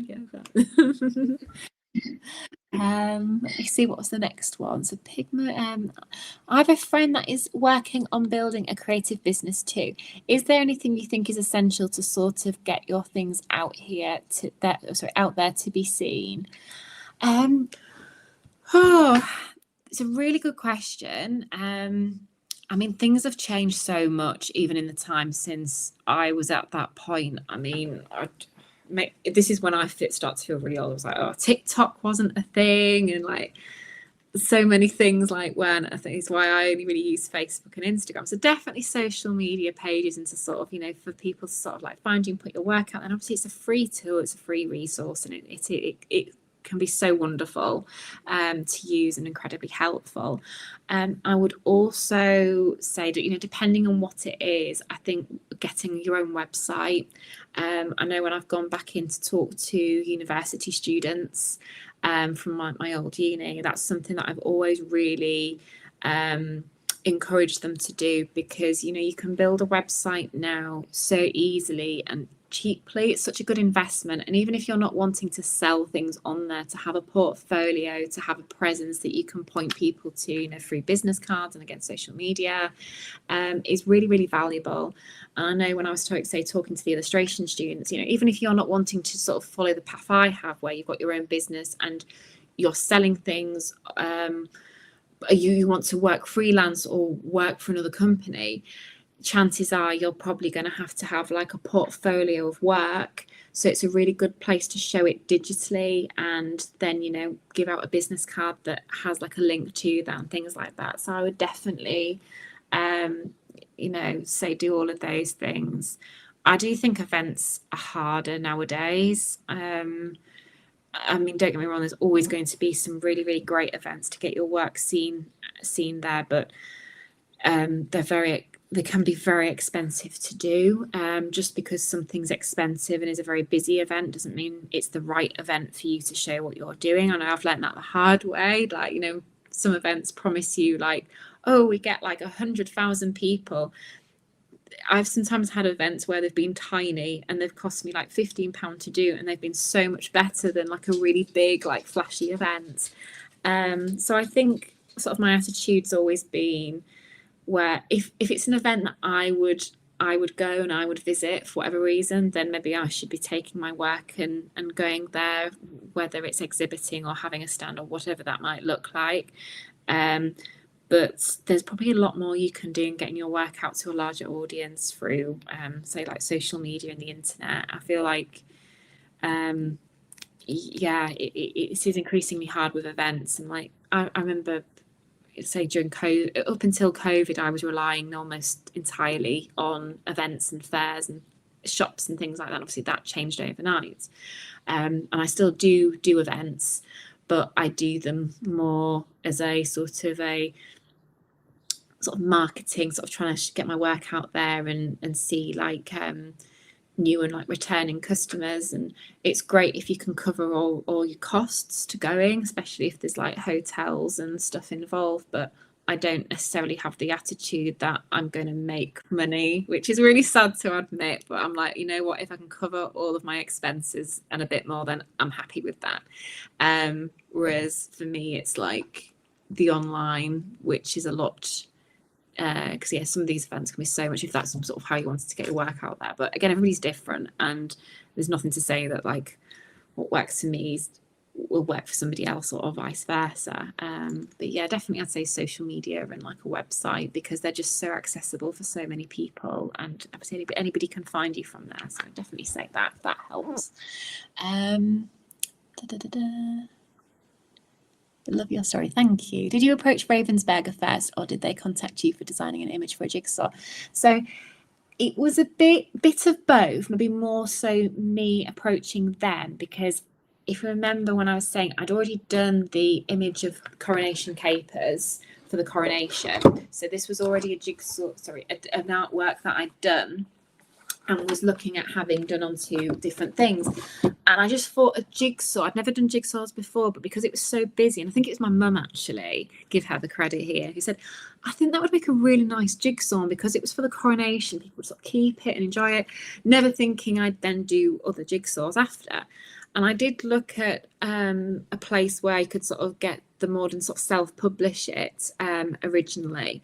And then sort of through everything that had happened in that last year, the year before, got in touch with somebody that is an expert in licensing, and they were helping me with like a couple of things. And then I'd said to them, oh, I'd really like to do this as a jigsaw. And I think he was at an event where Ravensburger were at, and sort of almost did a bit of like an introduction, say, oh, hi, I know, somebody, and I think you'd maybe really like to sort of see her work. And that's sort of how it came about. So it was really like natural and organic and really lovely, and not looked back really since. So yeah, it was a bit of both really. I think it was just right time, right people, right place, and it sort of just came all naturally together, which was really good. I'm glad you had a teacher that was supportive. I remember I had a teacher tell me I shouldn't be doing art at all. Oh, I've had so many stories like this, and it breaks my heart. I'd say most times when I do a workshop, I'll have somebody, and particularly because I do a lot of workshops with adults, and I have a lot of people that have maybe come back to art now. They've got more free time, maybe they've like retired or they've gone down to part-time, and it's maybe only now that they're finding like the time to sort of go back to something that they once loved. But so many people have said like, oh yeah, I never pursued art because a teacher, a similar story, and it's so heartbreaking. I mean, I had supportive teachers, and I'm very grateful, and they were some of the best teachers I could have asked for, but I also had my fair share of comments from professionals, and like, not teachers, it was when I got to university level where I sort of experienced some like quite negativity. I remember like going around, I won't name the university, but I was talking to a lecturer off a university course, and they'd said, oh, what kind of art do you like to do? And I sort of said, oh, I love wildlife and animals. And he just turned around, and it wasn't a compliment either. He said, oh, animals are very GCSE. And I was like, okay. And when you think now, like most of my work's animals, and I'm like, so it's really hard because it's like you want obviously to have advice and look up and ask people, but I had to become very quickly very careful at, and it's still like now I wouldn't say like anybody's perfectly doing it, but like knowing what advice to take and what advice or comments just to try and filter out and be like, yeah, I'm not going to listen to you, like, I'm not gonna. And that's just one example of many. But I firmly believe, like, look, if you enjoy doing it and if you love what you do and it's coming from the right place, then there'll be other people. It's just finding those people, and that can be easier said than done, I know. But yeah, don't let anybody sort of, because they used to say that what they say is right. Like everything's always changing, and I even feel like advice that I give, like I said, what works for me might work for you, but it might not, and there's no right or wrong way. And I firmly believe there's no right or wrong way with art. It's so subjective, and who knows, sort of what path is the right path, and whatever. Anyway, that's sort of my ethos. Let me do a little scroll. I'm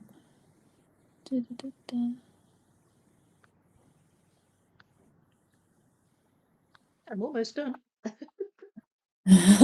Are you really? Wow.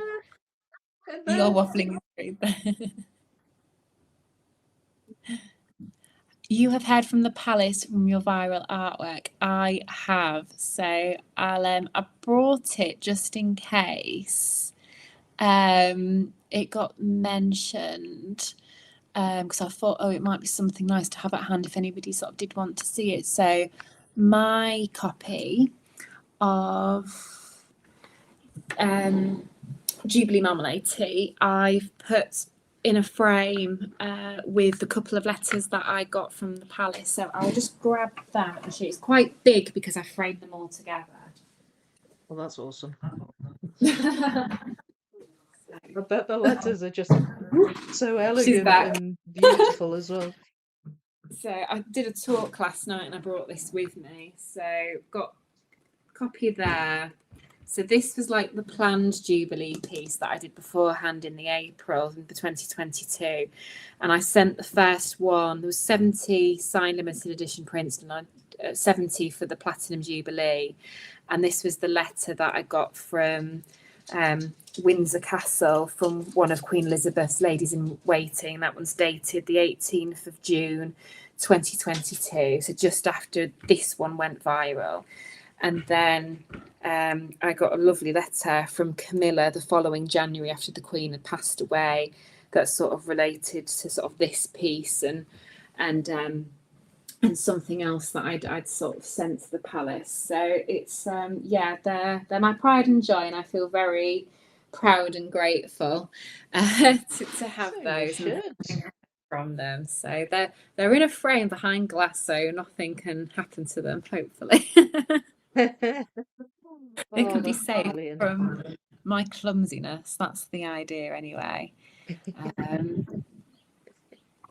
I don't think I've missed any other questions, but if for any reason I have, please feel free to put them in the bottom again or anything like that. Now is the time. I'm down to my last few pieces.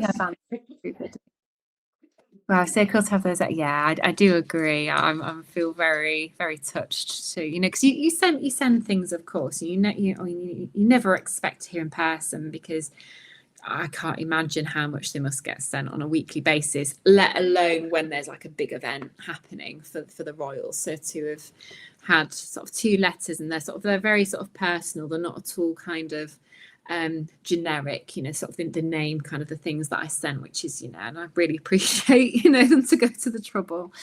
I did the coronation puzzle this year. It was really fun. Oh, I'm so glad you enjoyed it. I do have to do that one, but a lot of people have told me it's very tricky because of all the detail. I'll maybe have to challenge myself to that one next. Oh, I miss our Queen. I know.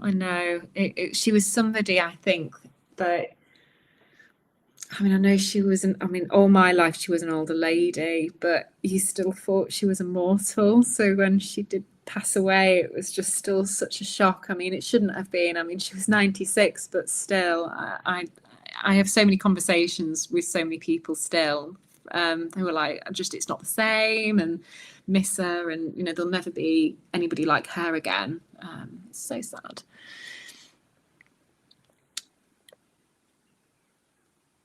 Take a photo of the frame letters and send it to your old art teachers, good and bad. Well, a lot of my teachers know about these because I've seen them since, I've spoken to them since. You know, I've either been back to my school or they follow me on social media. And the ones who don't are obviously the ones that I'm like, oh, you know, and you think, that is a past chapter in my life. But I do often wonder if they ever like have seen what I do and remember me at all. Who knows? They think, whatever, I'm over it. I'm like, you know what, I'm happy doing what I do, and I'm really, you know, delighted I'm in the situation I am, like, whatever. And you know what, I always think things happen for a reason. I tell myself, like, my favorite motto in life is trust the process, because even when things are not going how you'd want them to, and it applies for everything, like whether it's business and artwork, I don't know, a new experimental recipe. I like baking, and you're like, trust the process, just, you know, just keep going, and you learn from it. And even if it's you know, not a great situation on the face of it, I always think, look, I can learn something from this. And if anything, I'm the kind of person where I feel now, if I get a negative comment, I find it really hurtful initially, but then I almost turn it into like motivation, and that stubborn Yorkshire part of me comes out, and I'm like, right, I'm gonna prove them wrong. So it's like trying to sort of like make it into a positive, which I think is the only thing you can do. Life's too short. I try and tell myself that. Exactly. No, it's a good way of looking at it. Definitely. Oh my God, you have. Yeah, I loved it. It Wow. was great. Just really nice to do. When I did it the first time, I did actually time myself. Um, I just enjoyed just doing this, just chatting to you and doing it. It gives you a bit more of a chance to really sort of soak up the details, when you're doing it a bit Yeah. more slowly. Wow. And I'd actually forgotten that there is a cat in this one, or the back end of a cat. Yes, Is just that the supposed to be a little cat? the tail end. Yes, Yes, over in the sort of the lower sorry, I'm somebody where I'm like my left and my right, the lower right hand the lower corner. right. I'll zoom in so you can see it. I can zoom in my camera. There, it's right there. There Yeah, might be a delay, so you might not see me pointing straight away, but yeah, I'd going under the forgotten tail. that. And so it was lovely just being able to just see all the little things, like the puzzle boxes and stuff. Um, I'm just looking at what is that? Does it say 1,000 pieces on that box? I think it does. I Yes, thought yeah. it I said sort of 7,000 for a second. I was like, oh, I think all of them was either like 1,000 or 500 because I think when I did it at this point, oh, I suppose yes, I can see what you mean. My ones sometimes do look a bit like a seven. Apologies, um, well, but I it's actually on the right on the edge of the piece as well, so that kind of obscures it a bit. yeah, I sort of didn't know about all the different kinds of numbers. I'd sort of obviously knew about like 100, 500. Like, I always thought they were like round numbers and sort of numbers like that. So when I did this, obviously I now know differently. And I know that there is no limit to jigsaw numbers, and some of them can be like really not at all round numbers at all. But yeah, I sort of put like on the boxes like the details was like all like 500 and 1,000 pieces and things like that because I didn't know which one. Well, when I did this, whether it would be chosen, and if it did get chosen, I didn't know what jigsaw it would be up for, whether it would be for like 1,000 piece, a 500 piece. So I suppose I sort of like covered all bases really, and then I Yeah, later no, found out that it absolutely. had been selected and it was going to be used for the 500 piece.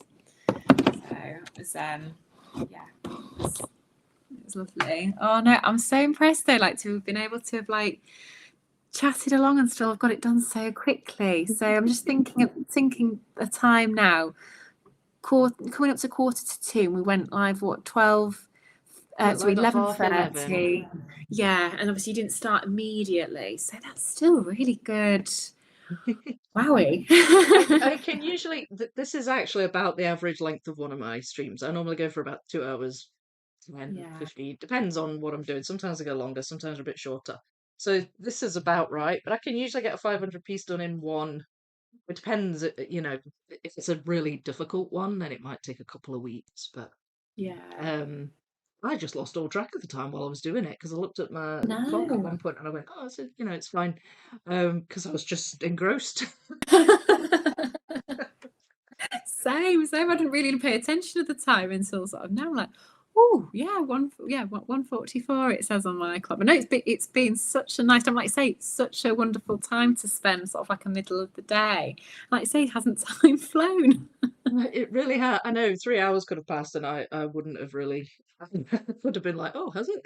They always do fly, though. I noticed with live streams, it's because you're chatting away and just having fun. I've actually Absolutely. noticed as well, oddly, it says 11:30 on this clock, and that's when we started.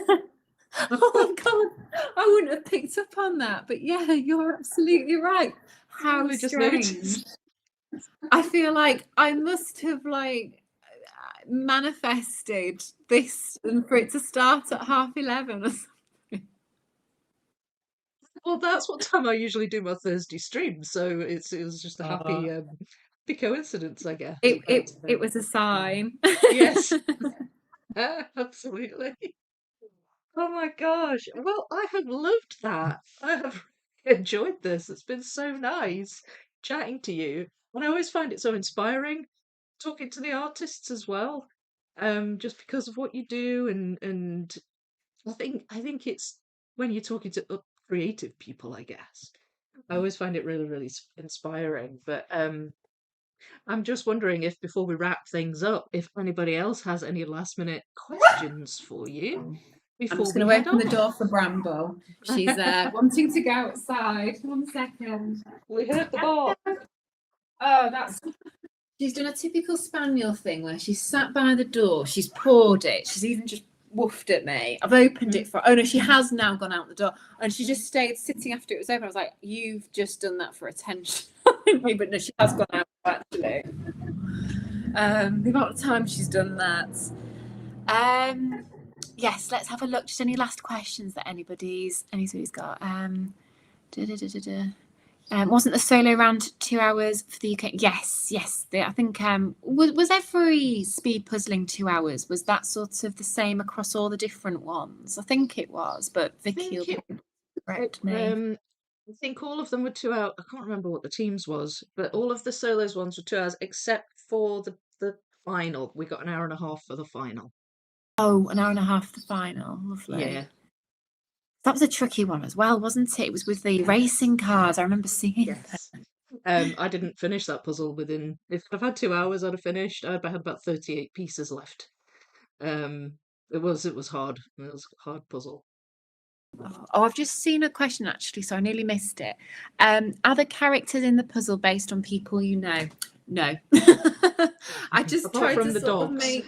Yeah, absolutely. When it comes to the dogs, but the people, no, they're just sort of like a medley. I'm sure I've probably been subconsciously influenced and inspired, but I just wanted it to sort of really be inclusive and hopefully for there to be somebody that most people could relate to in one form or another. So sort of like all different ages and like hairstyles and yeah, whatever. But yeah, no, thank you so much for having me. I've really loved this, and yeah, it's been a Me really too. nice way to spend Thursday. Me too. Oh, it's been amazing, and I really appreciate you agreeing to come on and talk to us. And I know it's a delight when we get to chat to the artists. It's just always a great thing, and it's lovely as well that, all the people who are watching, and thank you all for watching as well and being here. It's lovely that they get to sort of directly talk to you as well, because not everybody was at the UK Nationals, and it's just Absolutely. really nice. I'm so happy that you came on to talk to us, and Oh no, thank it's you been very great. much for inviting me, Vicky. Yeah, no, I'm really grateful to have had this time to chat along and answer everybody's questions. And yeah, thank you. Oh, well, I'm looking forward to. I've now got two more of your puzzles in my collection, so I'm looking forward to doing those as well. And obviously, I will post them and things, and I'll tag you and all of that. So, and maybe we'll have you on again sometime. Oh, wonderful. Yeah, and we must get your kitty cat. We must get him in a future jigsaw design.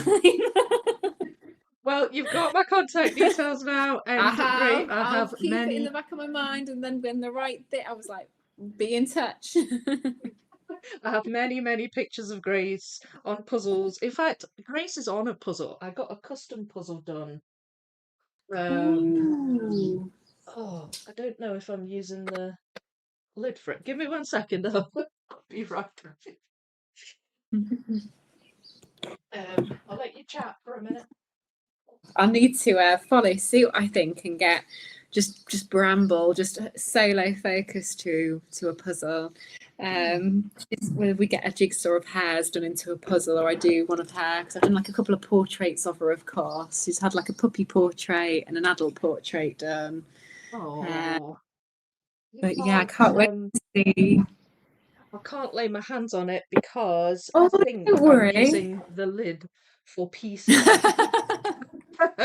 You'll just have to I've you have to just take a photo of it and send it to me when you find it. There's no Yeah, it's worries. just he's laid on my puzzle shelf. I used to have a puzzle shelf like this but smaller, and he was laid on the top in front of some of my larger puzzles, and I took a Uh, picture of him, and then I got contacted by a company called Puzzle U who do custom puzzles, and they were like, "Do you want us to send you a puzzle with an image of your choice?" And it just had to be Grace on my puzzle shelf. So that's he has been immortalized in a puzzle, but it was a custom puzzle, and I do have it. I've actually done it and taped it, and it's in like an album.